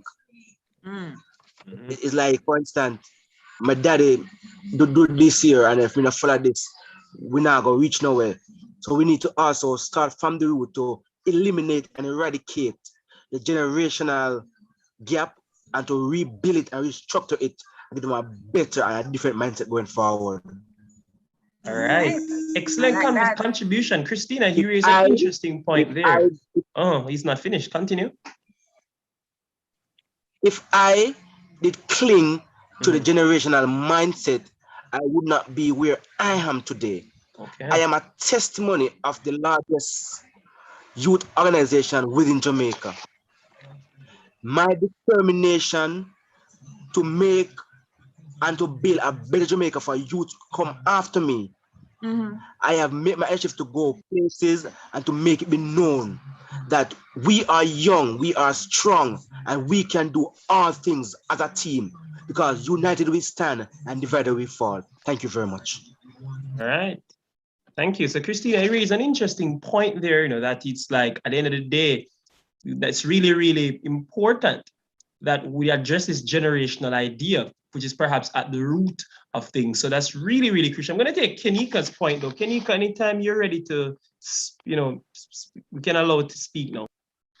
Okay, good afternoon, everyone. Is everyone hearing me? Hello? We're hearing you. Okay, great. So I also want to speak on entrepreneurship because a lot of our, parents, they want us to just go to university and basically go into a 9-to-5 job. So I wanted to speak more on probably we could look into establishing a board that could help startups basically for these entrepreneurs.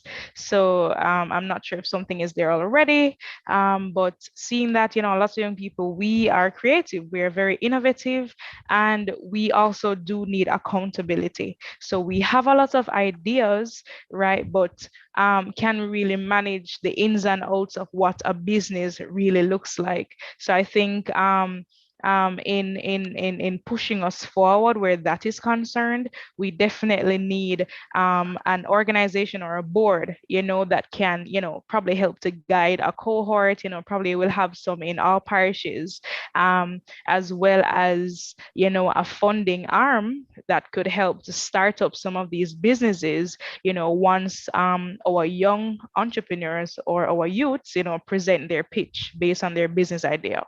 So that's what I want to say. Thank you. All right, Christina, what do you think about her comments? I agree with what she's saying, and I think it's not just about, for me, it's not just about integrating entrepreneurship in curriculum, etc. Right. I think we also have to go back a little bit more and think about how is it that we have socialized our children, how we view certain industries. I mean, for example, when we talk about interventions in rural communities, everybody always talking about, yeah, man, teach people about agriculture. And I mean, agriculture is very important, don't get me wrong, but it should never be a case where just because I'm from a rural community, the go-to that you would teach me to, in terms of a skills development, right? Agriculture. I mean, persons within the rural, because I'm a Portlander, right? And I grew up in a very rural community, born on a farm, right? So those persons need access to digital literacy, for example, ICT. Don't tell me just because I grew up in a rural community, I should just think about skills training in agriculture. And it's the same thing when we talk about entrepreneurship. I want it to be a case where when we approach it, we approach from a sense of the socialization. So don't see hustling as this thing where just the man downtown Kingston with him push cart and the lady where the nails on the corner, just them alone are hustlers. You get me? I think we can formalize and legitimize the hustler culture, as we put it, to a place where it's a go-getter attitude. Young people are out there go-getting. We're getting our bag. We're securing our bag. Excellent. Right? So I think there has to be a socialization aspect when we talk about entrepreneurship. But what I also want to say, and I always play devil's advocate, so forgive me here for those who are pro-entrepreneurs, I think we also want to teach our young people that if you don't have the passion for entrepreneurship, it's also okay. Not all of us are going to be excited about starting our own businesses for whatever reason. Sometimes what your purpose would be in a startup is that you may not be the person conceptualizing the idea, but you may be the person who's going to scale the idea, right? Or you're the person who is going to mobilize funding. You don't have to be the person who is going to conceptualize the idea and be so, oh, I am the founder of. Right. But your young people here, you're very good at connecting people. You're very good at mobilization. You're very good at fundraising.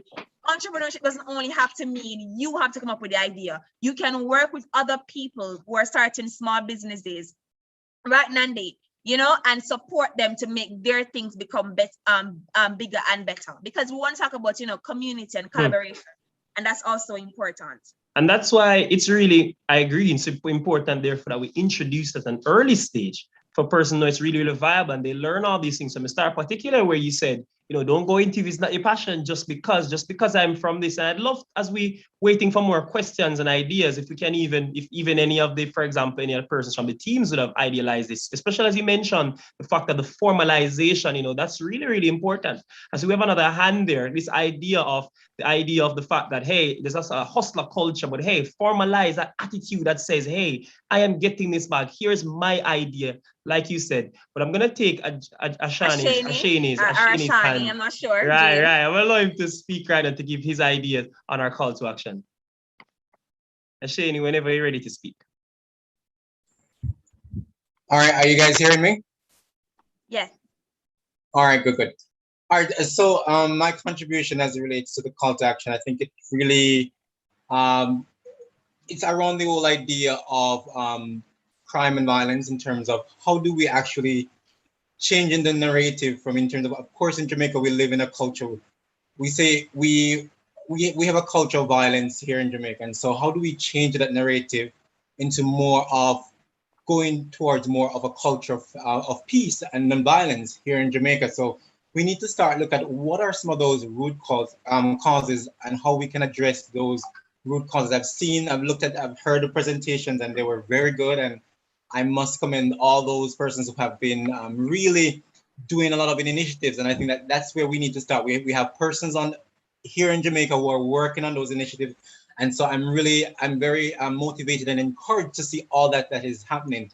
But also with all that we're doing, I think we need to take more of a strategic approach in terms of how do we collaborate to make sure that these organizations work together to make sure that it is effective in terms of how do you, in putting together, addressing some of these issues, because of course, many of the things that the problems that we face here in Jamaica, they are really structural and cultural in nature. And so how do we address those structural violence and cultural aspect that really affects development of the crime and the violence that we see every single day? And so in order for us to address these things, we need to really be strategic about organizing and collaborating across with the government, public sector, private sector, and working together to ensure that the programs are effective and they're reaching one community at a time. Because I know that we tend to focus a lot on the inner city communities,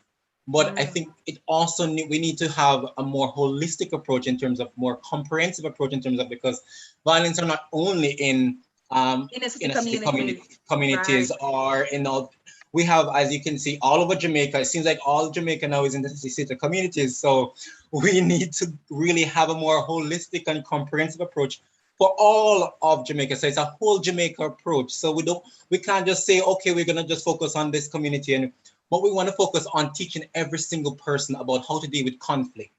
We want to teach person how to deal with situation that comes up. And I think the whole, I think I mentioned in a comment yesterday about the whole idea of conflict, that we see conflict mostly as a negative thing. And I think we need to change that narrative, because conflict is not negative in itself. Because if you look at conflict, normally when we see conflict, it is something that is wrong and something that needs to be addressed. So we need to see when it reaches violence now, that's where the problem comes in. And so we need to start addressing the conflict and transforming those. And over time, we can be more strategic in understanding how we can address those structures and cultural issues that are affecting us here in Jamaica, and try to address them and with collaboration and more strategic planning, and getting those sustainable, I would say, sustainable investment. Because of course, I think most of the investment nowadays is mostly in short term. They want quick result. But things like crime and violence is not short term, it's a long term. And so we have to get more long-term project, because attitudes and behaviors, they don't change overnight. You need proactive approach, it takes time. And so we need really good investments for us to have great impact. Those are my Thank you so much. Thank you so All much, right, Ashani. I know a lot was Right? said, and I know a lot of food for thought. We have to ruminate Right. and chew on that. But I'm sure the team from UNDP, he's scribbling down furiously behind the scenes and getting all that information to be added where appropriate and relevant into the call to action. Do we have, I'm seeing Taryn Wright. I'm going to ask you for, just because, we want everybody to have a chance to speak, that each person try to keep their response to a minute or less. So I'm going to have Taryn at this time. Taryn Wright. Yes, good afternoon, everyone. I would just like to add a little bit to this conversation very briefly, especially in support with what Sir James would have mentioned. From my personal observation as it relates to the crime situation in Jamaica, I personally believe that more emphasis needs to be placed on families, because I believe that is the grassroots of the crime problems that we're having. I feel if we develop some form of strategy or method that we can use to reach families to ensure that we mend the broken homes and we ensure that children are being taught the right way in terms of morals and values. Because what I believe, even though there is no foolproof method of getting rid of crime, because that is always down to the choice of the individual, I believe how a child is raised, if they are taught certain principles and values, though it's still up to them to make that decision whether or not they want to commit the act. I guess it somewhat makes it more difficult because of the foundation they would have had in order to choose that life of crime, so to speak. So if we do more intervention in the families and the communities as a whole, then I believe that over time you could start to see change taking place. But it's really an issue that starts with the family as one of the primary social institutions. Thank you for the opportunity. All right, Christina, we kind of saw an idea from one of the teams, I believe it was Genesis, who are concepting the idea of the family and the parenting, that there's a socializing aspect that starts at the root. So that's an interesting perspective that I know mentioning in our call to action. So let's see if we have anyone have any more contributions, either in the chat, if you perhaps want to, or you're raising your hand. I see Sean Ellis is in the chat saying, and not only homes, but the wider environment, because it's all a chain link that connects and affects, everywhere you go. When a child, not only Christina, a parent can do all the parenting at home, but when he leaves the house that day, he has to make a lot of decisions in those period of hours. There are a lot of things that are affecting that person. So all different aspects of socialization for them. But we want to, right? So I'm going to ask Jairus at this time to launch the vote. So persons will be able to vote on the call to action. I don't see any more questions here. Comments are coming, but they're coming in the chat, which we will still relay. But I'm just going to ask you to go on and to vote for the call to action. Right, as delegates for our incredible summit, we want everyone to vote that this honorable call to action be carried forward. I see someone said, I love how Sonia says, I love how the men are participating and contributing. I love it too. We love it as well. We want the men to ensure the men are also participating in our polls and in our voting.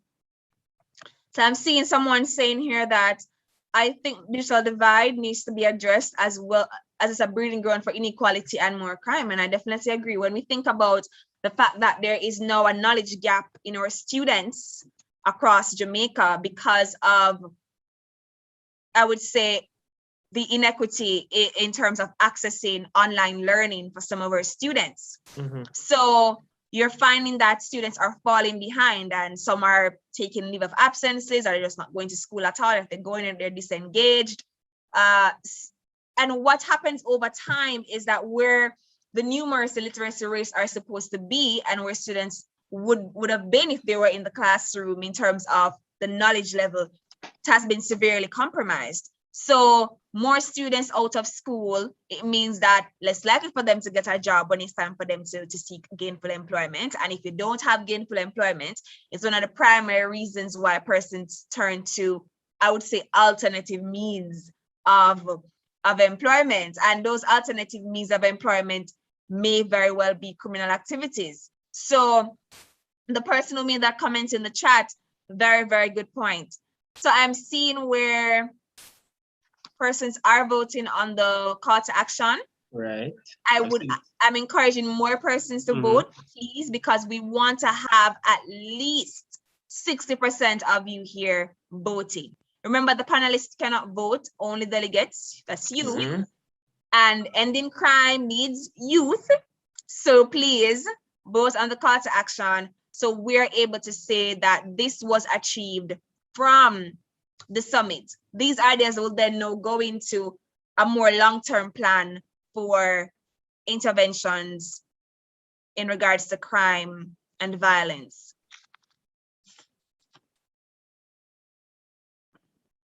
So I'm seeing we're at 57%. We just need a few more percent to get at least 60.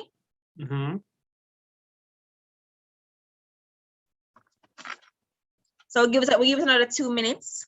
So in the meantime, while persons are voting, Shamar, I see that we have the finalist of the Ready, Set, Express Yourself.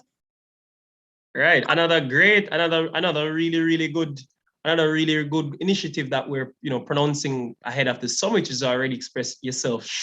Again, Christina, there's been so many showcases today, and we're really pleased as we're kind of seeing this talent from our young person. So we have some little top 3 finalists here, right? And so we're gonna get into it right after persons finish voting, and we can declare our call to action officially declared. I see we're still rising. We're over us, but persons are still coming in to vote right now. I see we're currently, Christina, we're at our 65% of persons who are voting. I know we're officially over 2/3 majority, an absolute majority, as we would say in Parliament, we're trying to pass a law. So I think the ayes would have it in this sense, Christina. And I think we can properly declare our poll as of this moment, and our call to action officially declared. This call to action will be implemented and put into action. Congratulate yourselves, put it in the chat, hashtag ending crime needs youth. I just declared and voted for a call to action. Yes, please, ladies and gentlemen. This is one of the most, if not the most important part of the summit, this call to action. It's one of the primary proof that young people, youth, would have come together to decide amongst ourselves, what do we need to see to ensure peace and security in our communities, and by extension, our country. So ladies and gentlemen, please go online right now. Me I watch, me on my phone, me I watch, me I look. Go and say that I have voted on, or I would have contributed to the call to action for the Youth Summit on Crime and Violence. And tag UNDP Multi-Country Office in Jamaica and use the hashtag ending crime needs youth. And just as we talk about ending crime needs youth and gift baskets and a bag of things, look what I have right here. I can't even hold it properly because it's so heavy. It's so heavy. So when we said we have the Grace gift baskets, big up Grace Foundation, right? And we were not. We were not. Listen, right now, if you're in the chat, if you're talking in the chat more than you're talking on social media, now is the time you realize you need to switch that around as well, ensuring you're just doing just as both. You're calling your friends, you're telling them, hello, we have this to give away, but thank you. We'll officially can declare the end of our poll right at the moment, as we can announce, as we are, we've an absolute majority at this stage. Christina, we want to share it for them just so they can see what they have responded to. They have responded to and shared this declaration of our vote to go in. And I am proudly we can declare there's absolutely no person who outrightly said no to posing for this to be passed. And of course, we may still have some conversations to be had, which ultimately will have quite few unsures that we have to get involved and act and move and act right now. So thank you everyone. Thank you for your contribution. Christina, it's that time again for the showcase. Yes, so we're starting off with, well, let me just jump right into that. Let me just give a little. The Ready Set Express Yourself competition would have been launched a few weeks now, and young people were encouraged to send in their pieces, And of course, there would have been a shortlist process. So we're now down to our 3 finalists. So them are the best of the best. That's what we're seeing right Top now. of the top. Summit, listen, you're getting the best of the best from our Ready, Set, Express Yourself. But aside from these 3, there's anyone here would have, sent in any submission in whichever section. If you're here with us on Zoom, or if you joined us, you're joining us live stream, just want to tell you thanks as well for also sending in your presentations, or should I say productions as well. I mean, you may not have made it to top 3, but each presentation or each submission counts. So thank you so much. Whenever our young people put themselves forward, we also have to applaud them and commend them for doing just that, because sometimes, the nerves. I know for one, I can do nothing about showcase. The only thing I can do is talk. That's why I'm here moderating. Can't do no performance. Right. All right. Well, we're going to show. We have videos of each of them that we're going to be showing.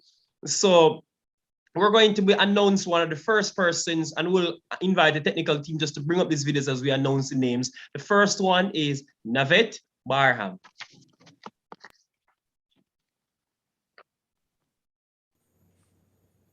More bloodletting in the Kingston Western Police Division. 5 persons have been killed in less than 24 hours. Most are believed to be reprisal killings. Peace, peace, a 5-letter word where hard to come by. The world corrupt, full of violence and crime. Young youths, listen, look on the brighter side, we can stop it. We have to turn our mind, structure our focus to a peaceful time. Engage us in criminal activity. You might have a friend where probably a thief, encourage him, tell him, say, my friend, don't do it, we have a way out of this, not from stealing. Let's not lie, we know the man them where you walk a gun down innocent children. No bother keep it to yourself. Instead, send anonymous tips to the police. No worry yourself, them no for be discreet, nobody nah for no say you will come from, and just like that we lock up criminal young youths. Listen, peace, peace, a 5-letter word we can come by. Stop, stop, stop violence and crime. I remember a Jamaica.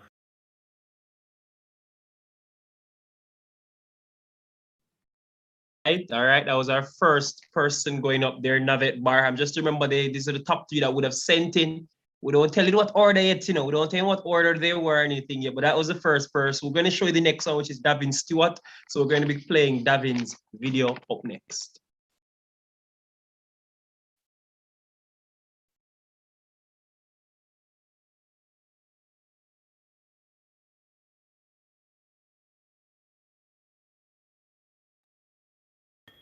I remember a Jamaica where people were free.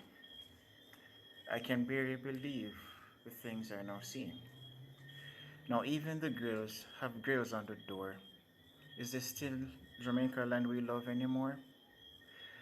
Like crime rate, the crime rate is climbing high. So many innocent continue to die. We live near the equator, but equality is void. Families, lives, everything gets destroyed. Parents, teach your children wrong from right, that it's okay to walk away from a fight. The youths are not the future because they are now. We must have a say in our country somehow. The youth should act. There is no time to wait, or else what will remain is a cycle of hate. Gang violence, terror, mass killings, bodies dropping like a bag of shillings. When we see a friend starting to go astray, we should intervene and not turn them away. When our leaders err, they should be reprimanded, integrity and honor should be demanded. We have technology on our side. When used right, it can certainly provide an avenue for action where growth will increase to bring about change and not.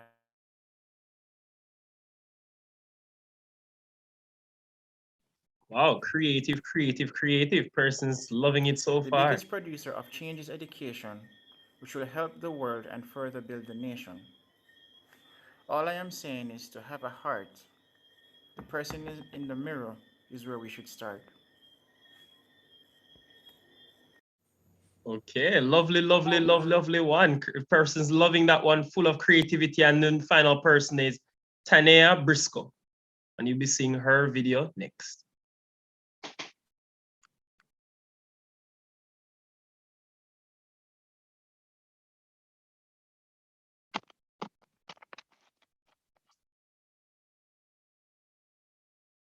If we have Tanea's video ready.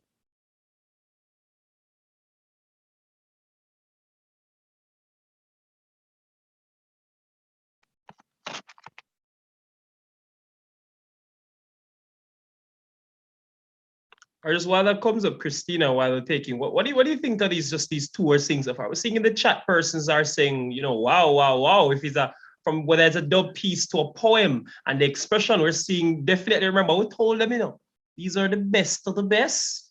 We're not look a thing from anywhere. And we absolutely love to see this showcase of this youth art talent. What do you think, you know, the ones we see?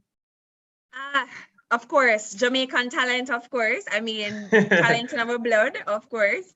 But commendations to Navette Barham and Devin Stewart.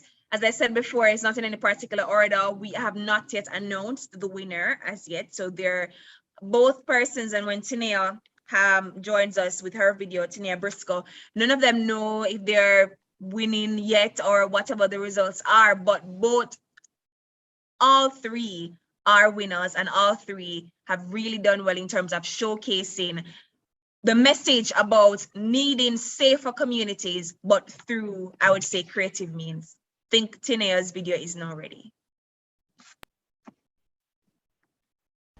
Crime and violence, what exactly it is. Not only the killing of innocent people, but the raping and assault of the adolescent youths. What can we do? All from the ancient days to now. You can help too. How do we sit and allow this to happen? Screaming of babies, the cry of the young ones being threatened, elderly being killed innocently, neighbors turn against each other. What must we do? We can't sit here and let this take over.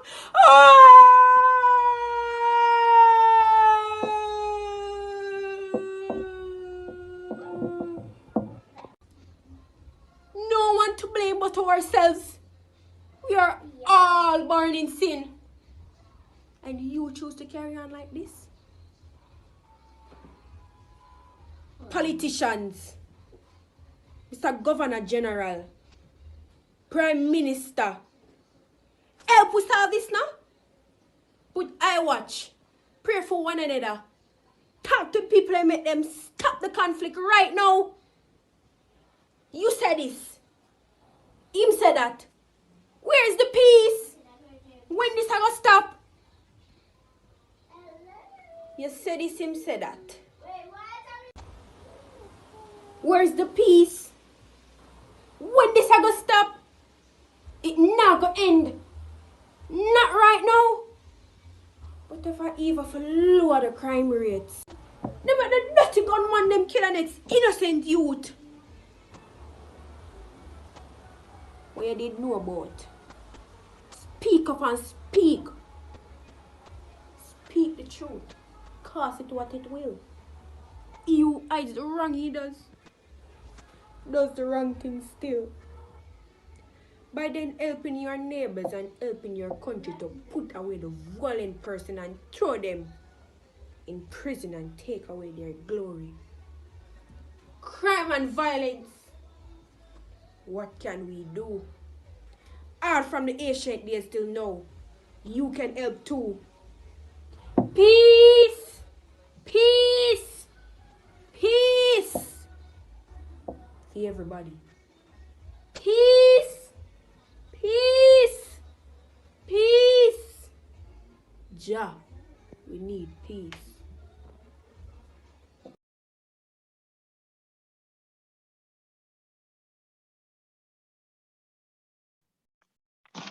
All right. Wow, wow, wow. She said, where's the peace? When this ever stop? Really, really excellent performances, Christina. What do you think of these three before we get in? We haven't told them no winner yet, you know. What do you think? You have no favorites? I mean, I don't have any, I can't have any favorites because I think that each message had its own profound, you know, it's each presentation had its own profound message, and each had its own way in which it was presented. You know, it had its own charm. Right. So yes, you know, Made it alluring. Tinea she had her makeup on, and she did her very emotional piece. I think it was Devin before. He was more calm, but was like, you know, talking to us like a conversation. Right.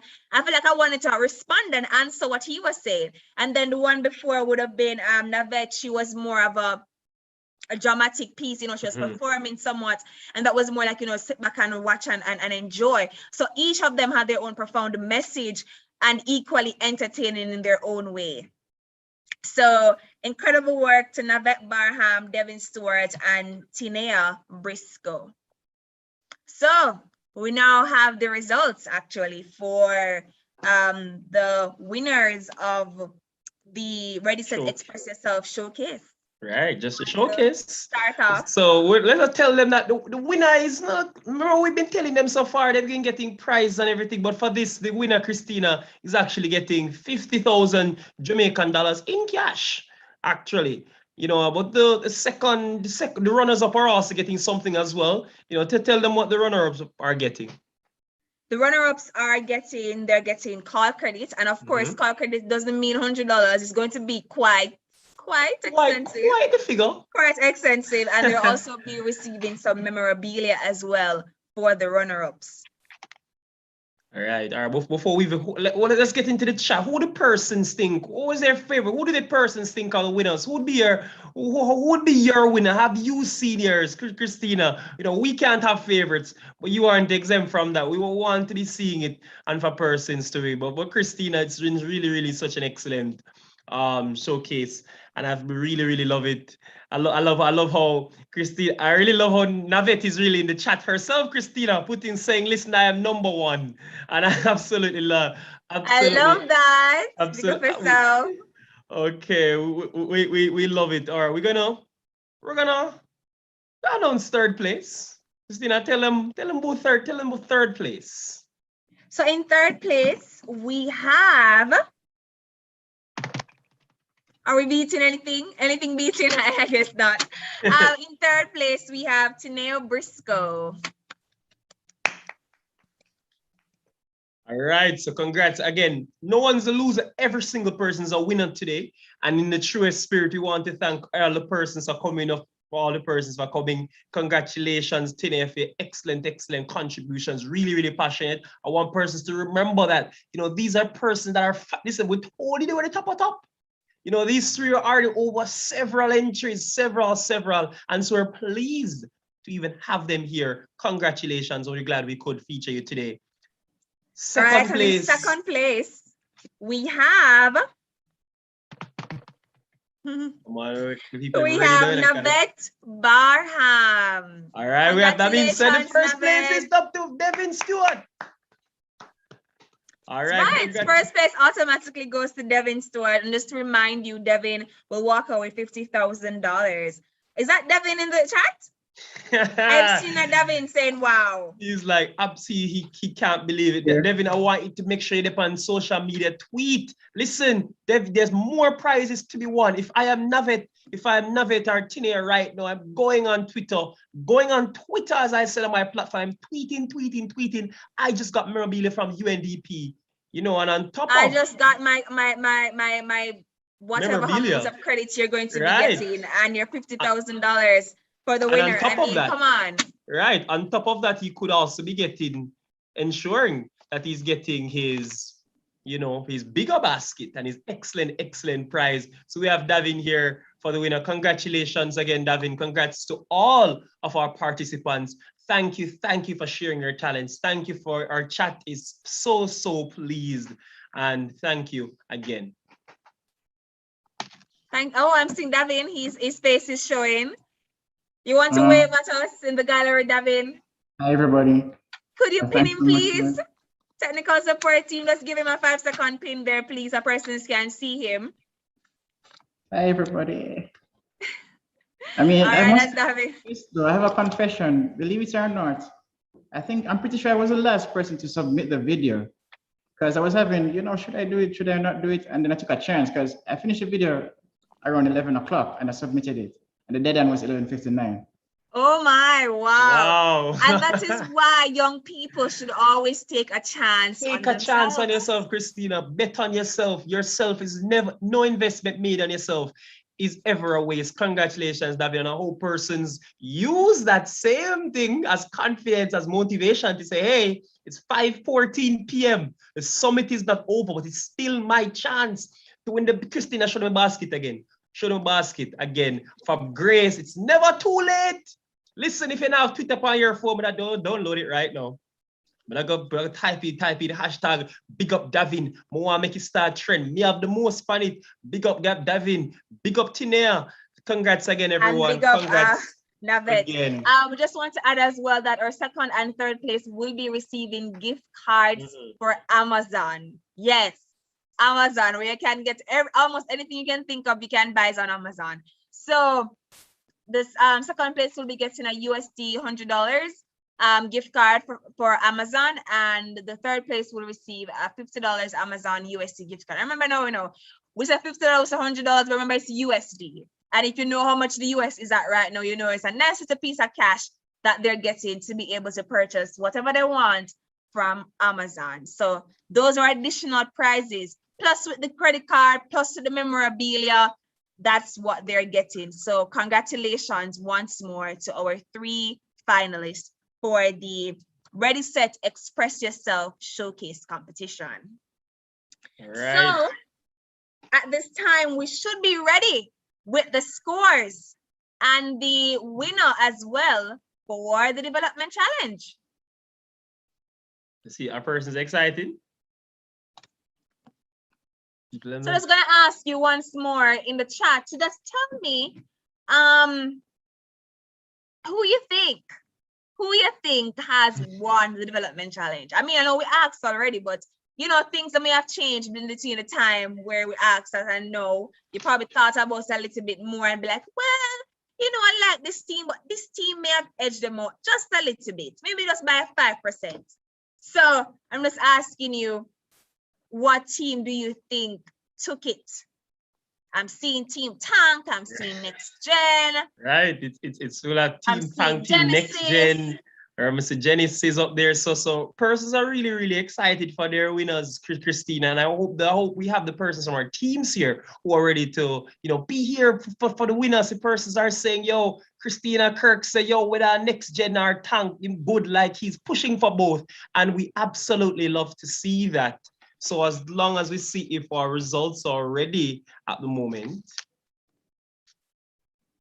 And we're winding down, as soon as we announce our winners to development challenge, we're going to be wrapping up things nicely and we will be out of here. So, I mean, in just a matter of minutes, our day 2 will come to an end. I have lost my words.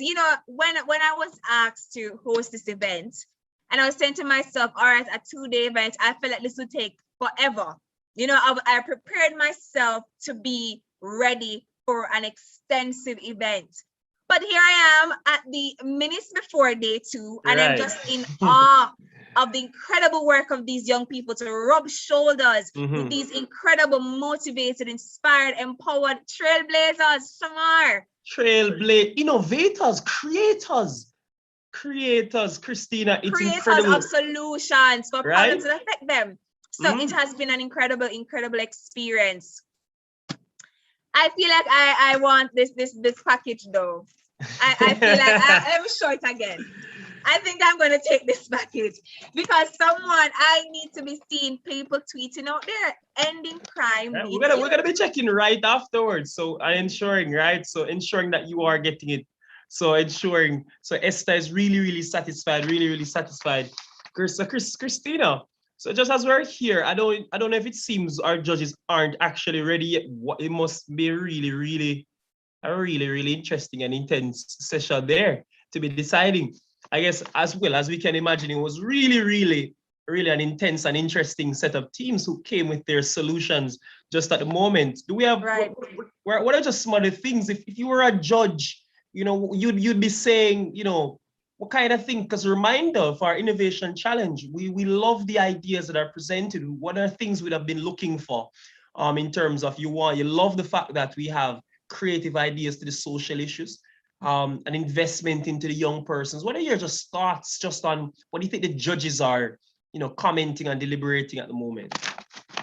I think the judges, so I'm going to speak from the context of someone who would have competed last year. So last year we looked at COVID-19 and different interventions to affect vulnerable communities. And my team, we would have focused on COVID-19's impact on education and how is it that we could have reduced the negative consequences of that, that kind of dynamic. Right. So when the judges would have assessed our presentation and awarded us as the winner, so pops color for that, yes.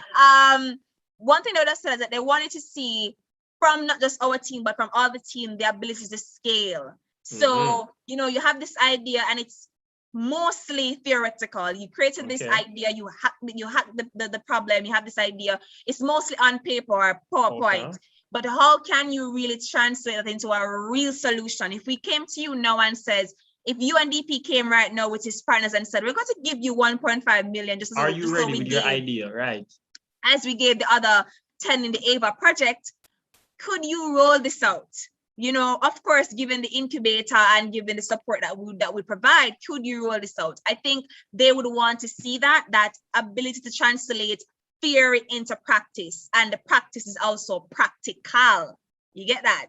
They also want to see the practicality of that theory being put into practice. So that's something I think they want to see, and that's what they're around there looking at to say, this particular team, this solution could be launched and it could have a real impact on people and the community.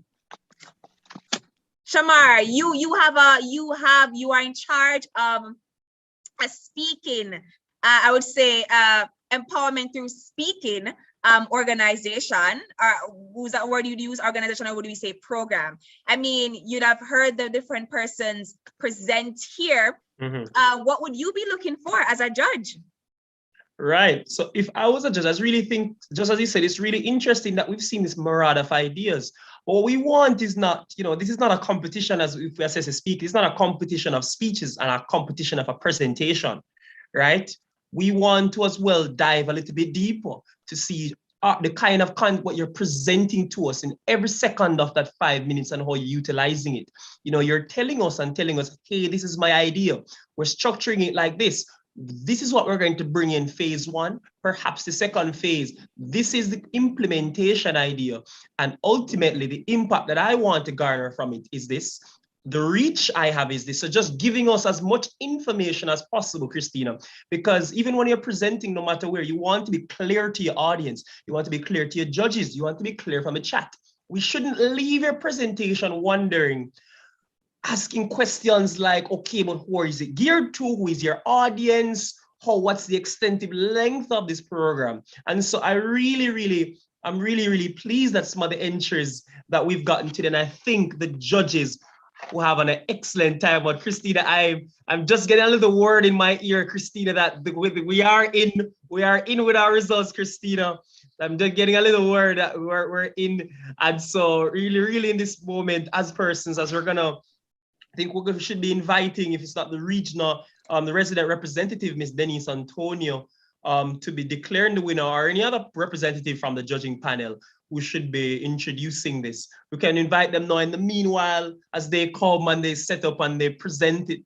Make sure we have it correct, that you're one last time in the chat for the excitement, your last thoughts on the teams, how you felt, who your favorite. I want the team members know themselves to be involved as well, because you're all winners and you're fantastic. We need you to end crime. Go and tweet it. So are judges ready, Shamar, or should we do a giveaway in the meantime? Where are we? Right, I think while they get set up, as while they get set up, maybe we can do one more. I see Miss Denise is currently in the gallery, but while she gets set up and persons get ready to announce, and I see the judges are rejoining us at the moment, so I'm definitely seeing they're ready. We're gonna give them one more giveaway. Do you have one? Yes, we always have something to ask, you know. We always do. We always have something to ask. All right, so we're going to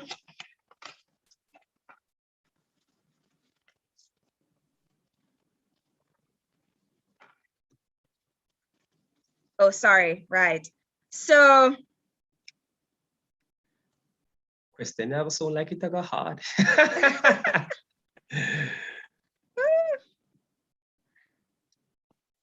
So it's not hard. It's one of the pointers from the challenge. So in Team Tank, they would have spoken about the stages that they want to, you know, have their project go through, transition through. So I would love to know how many stages did they speak about, and could you name at least 2 of those stages? So the number of stages, and could you name at least 2? Just 2. Don't have to be more than 2. 2 of the stages of whatever number it is. That, so you know it's at least 2 stages. So you have to get a hint to the answer. Because I want a name for at least 2 of those stages. So as the first answer correctness in full, so you need to tell us. Yes, so all in you one. need a number and I need the all in one. And that looks like Tashana Swaby. All right. Answer. Congratulations, Tashana. She says conceptualization and development. Big up yourself, Tashana. The UNDP team will be in contact with you about your prize. Give you your prize. So we're moving straight into the announcement, and the announcement will be made by our UNDP resident representative, Miss Denise Antonio. She will declare the winner of the development challenge, as well as just the placement of the other 2. Once again, all 3 are winners. Big them up, Team Tank, Team Genesis, and Team Next Gen Thinkers. Miss Antonio, the floor is yours. Thank you very much, Christina Shamar, for a really excellent chairing of this meeting. Again, let me just say good afternoon or good evening and greetings to the delegates and the presenters for successfully concluding your Youth Summit on Crime and Violence, which I think of what I saw yesterday and today was quite exciting. You have resoundingly conveyed your points that there is a role for young people in the implementation of policies and programs on crime prevention and citizen safety and security. And so, guided by your call to action, we can work together to ensure that your message is conveyed to all who need to hear it. And I think it was very clear yesterday, having the Deputy Prime Minister, the State Minister of State for Education, and the PIOJ, PSOJ, it's clear that the call is being heard. So to the Development Challenge competitors, thank you for setting aside valuable time and taking the steps to compete so that we can benefit from your ideas. And I got a chance to see all of them, and they were really, really interesting. To our partners, the Ministry of National Security, the Ministry of Education, Youth and Information, the Planning Institute of Jamaica, UNESCO, RISE Life Management, and private sector organizations of Jamaica, our sincere appreciation for support, guidance, and belief in our young people. Let me also, before I make this announcement, thank all the judges who participated today in this, and really a shout out to Christina and Shamar for an excellent job in chairing this. And I see your futures really bright in terms of the way forward.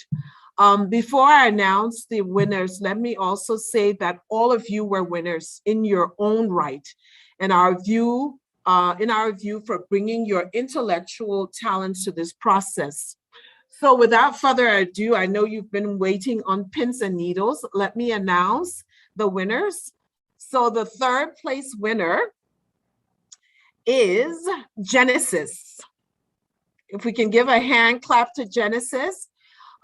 Genesis, you will be receiving a $40 gift card from Amazon. And so we wish you all the very best and really, really interesting presentation. The second place winner is Next Gen Thinkers. Congratulations to you. And for that, you will be each receiving the $60 gift card from Amazon. And of course, we know who the first winner is, right? So it's Tank. And Tank, you will be receiving the paid work from home internship at UNDP office in Jamaica. So thanks to all of you, and to all of you, you are winners in your own right. We urge all of you to connect with each other. The purpose of having you all together was to connect. And so I think it was important, and we saw that in your engagements in the chat. And to share the summit call to action, which was already shared by Christina and Shamar as they went through it, and we got comments from people. And we want you to continue the advocacy for a better seat at the table, in which we will be there to support you through this process. We need your inputs so that our nation, Jamaica, and the other nations within the Caribbean may one day see a satisfactory reduction in crime and violence, paving the way for full attainment of the SDG and the Sustainable Development Goals. May we see the day when we can secure SDG 16, peace, justice, and strong institutions. I want to wish you all a good evening, and do please stay safe. So let me just again thank all of the participants, Christina, Shamar, all the planners, all the competitors. I mean, you all are great winners, and I applaud you all very much for an excellent job, and I wish you all the very best. Take care. Christina, Shamar, over to you. Christina, we got our winners. I hope they're here. We want to invite them to come on. We got our winners. Congratulations, Christina. Team Tank wins. Team Sex, not the activity, but Team Safety, Education, Connection, and Software is the winner. Are they here? We want them to come and invite them on. Just let them turn on their video. Sassy Khalid, that big smile on his face. We caught that one on his wave. We can't get any more than the rest of his team. Just to, ensure you guys, give you guys a little spotlight. What do you guys, how do you guys feel about this moment? You guys are the winners of the challenge. What's your inspiration? Tell us anything you want in the moment.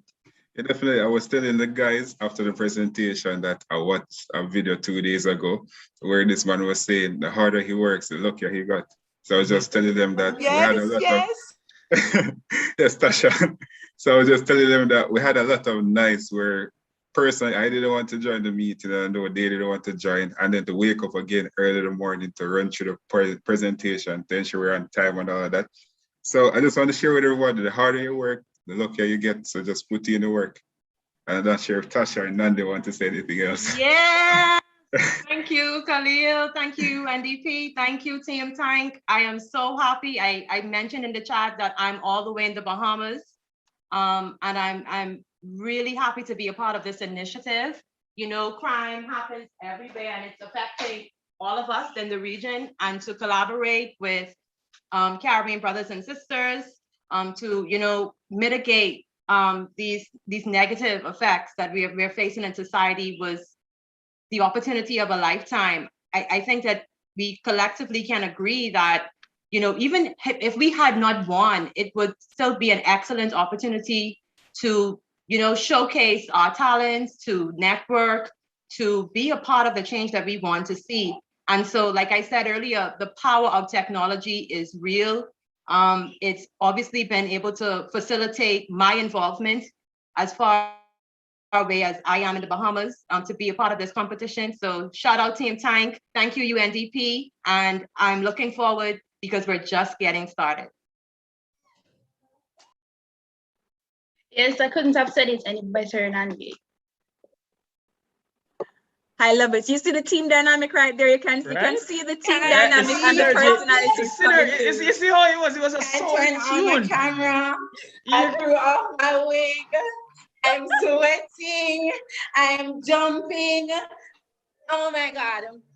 I would like to just use this opportunity just real quickly to tell my coordinator of the NCU Criminal Justice Sector, Dr. Charmaine Tapper. Thank you so much for the support. I mean, I was able to miss class meetings. I was able to get some help here and there. And thank you so much to everybody who really, the team and everybody who helped us and supported us. Thank you guys. And thank you to UNDP for this wonderful opportunity. Christina, the excitement Yes. is so real. We absolutely, I absolutely love one of the things that Nandi said a while ago. It was her closing line. We are just getting started. And we absolutely love that. Just to remind you, those are our winners. Team Tank. Big up yourself, everyone in the chat as you have contributed and everyone to this. And it's been an exceptional challenge, an exceptional day, an exceptional 2 days. Christina, we're in that segment now. What are your thoughts? So we're at this section where we are wrapping up. As I said before, all good things, I don't say must come to an end. I said all good things must be paused. All good things must be paused and continued because as Nandi said, we're just getting started. It's not a moment, it's a movement, and we will continue post today. The summit is just to inspire and motivate you to either do one of two things. To start doing some work in your community. Yes, it's a youth crime and it's a summit on crime and violence, but there are other issues that need to also be resolved. And the truth is that the way to peace is a multi-sector, multi-stakeholder, multi-factored approach, right? So even if you're not working directly on a peace initiative in some way, shape, or form, it will lead back to peace. If you're doing something on education, it means there will be more people educated, they will be employed, they'll be empowered, they won't turn into criminal activities. If you're doing something on health, people will be healthy, they will have peace of mind, they won't feel the need to feel burdened, have to turn to deviant means to get that released. Once again, lead back to peace. So start something in your community today. It could even be an online campaign using Twitter or Instagram, etc. Do something. And the next thing is that if you're already doing something, continue the work. Reach out to your fellow young people. There's so many in the chat. Share your, go in the chat right now, guys. Drop your Instagram account, drop your LinkedIn. If you have a Twitter account, drop it in there so all of us can connect, because we want, when we leave today, we leave as a family, and that the work, 1,000 voices is so much more powerful than one. So one of two things, continue the work that you're already doing or start something today, because all youth are needed. Ending crime needs youth. Shamar. Absolutely incredible. As you said, 1,000 voices are greater than one. And we've perhaps, even if, I don't know if it's 1,000, but we've heard many youth voices and mature youth voices over the period of these 2 days. So what did we, just to recall, what did we give you? What did we experience these past 2 days? We have started with an excellent presentation from our Deputy Prime Minister, Minister of National Security, some distinguished dignitaries, partners, Christina. But the panels, I think, are really where I've hit home and connected with persons on just the information. When I was hearing about bullying kids, mental health issues, when I was hearing about, hey, how is it that through this work that we're doing in terms of mentorship and employment, inspiring some kind of positive change or tapping into local entrepreneurship, how can we drive change? What is this call to action that we have to put into practice. And then we had these 3 exceptional teams just to put a little icing on the kind of cake over the past 2 days, so big cake, to present to us that, hey, listen, here's a culmination of all of you've seen. Here is Project CECS that says support, education, connection. So we want, in order to show you guys that, hello, this has been absolutely incredible. Those are my standouts. Christina, what are some of your standouts over these 2 days? I'll tell you, I have a bias already, but I'll leave that one for time. Tell us yours. So one of my standouts, I think I would say my primary standout is the work of the 11 youth groups. Just want to big them up one final time. iSeed, Youth Inspiring Positive Change Jamaica Limited, Bullyproof Kids International, National Police Youth Club Council of Jamaica, Total Health Services, Norwood Community Development Benevolent Society, the Every Mickle Foundation, Call to Lead Jamaica, Jamaica Project, Young Women or Men of Purpose, and Youths for Excellence Limited. 11 incredible young people doing work across the length and breadth of Jamaica. Some of them are even doing work outside of Jamaica through the partnerships that they're having. Absolutely incredible. And so, you know, when we look at the work that they're doing and the work that other young people here in the chat are also doing, yes, you may not have been able to present, but just your feedback on the call to action, which was voted in successfully, would have shown that you have your own experiences, your own valuable contributions that you are already giving and can give in the future. Young people, yes, we are the future, but we're also the now. Our voices matter right now as we speak. The solutions that we have, the proposals, all this talent bubble up inside of us. I mean, we just had a ready, you know, we had a Ready Set Express Yourself competition, the showcase. We had the 3 winners.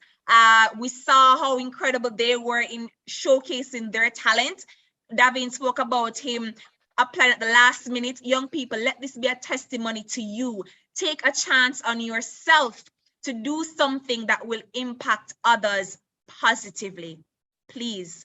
We want to also thank the partner agencies, United Nations Development Program Multi-Country Office in Jamaica, led by our Resident Representative, Ms. Denise Antonio, partnering with UNESCO Caribbean, Ministry of Education, Youth and Information, Ministry of National Security, Private Sector Organization of Jamaica, the Planning Institute of Jamaica, and Rise Life Management Services. Also want to thank all our sponsors, particularly Grace Foundation, who came on just in time to provide these gift baskets for the persons who will win.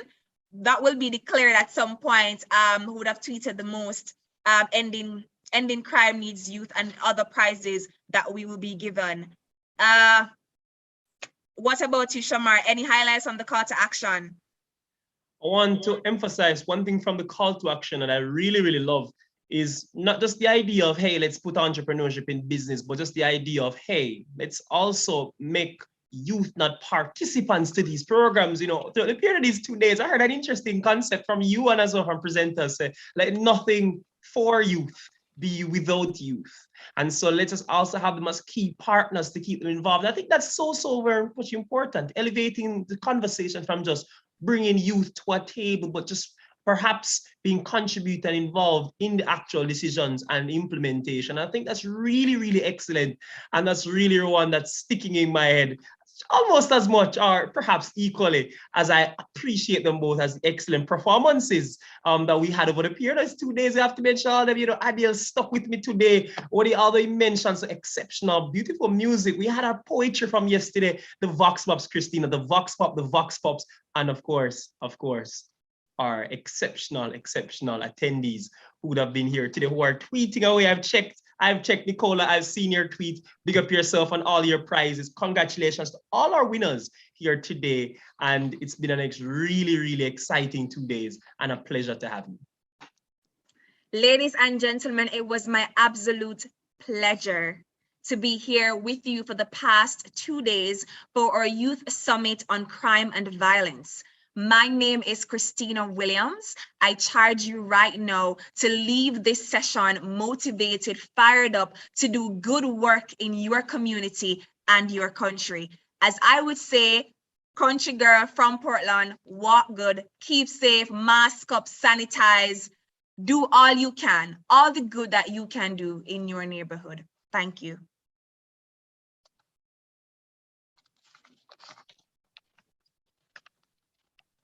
Thank you, everyone. Thank you for coming. Thank you. It's been an absolute pleasure. Absolute pleasure. Take care, everyone. I'm Shamar Wedderburn. Exceptional to have you. This is not a moment.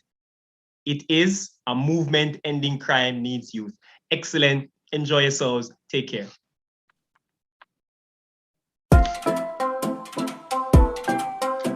Yeah, yeah. Youth of the Caribbean, you are invited to register for an exciting event hosted by the Anglo-Dutch Caribbean region. Now, Nestle Caribbean Youth Summit, a 2-day 100% virtual experience which will provide over 10,000 youth an opportunity to gain the necessary skills to thrive now. Featuring motivational discussions, presentations and workshops, virtual training, mentorship, public speaking, agripreneurship, e-commerce for entrepreneurs, emotional intelligence, personal branding, skills for the workplace. Through collaboration with Nestle Needs Youth Partners, we will provide 1,000 job opportunities over the next 3 years. To learn more and register for this event, please visit nestle-caribbean.com. Join us October 5th to 6th, 2021 for this spectacular event as we host the Nestle Caribbean Youth Summit 2021. You don't want to miss it.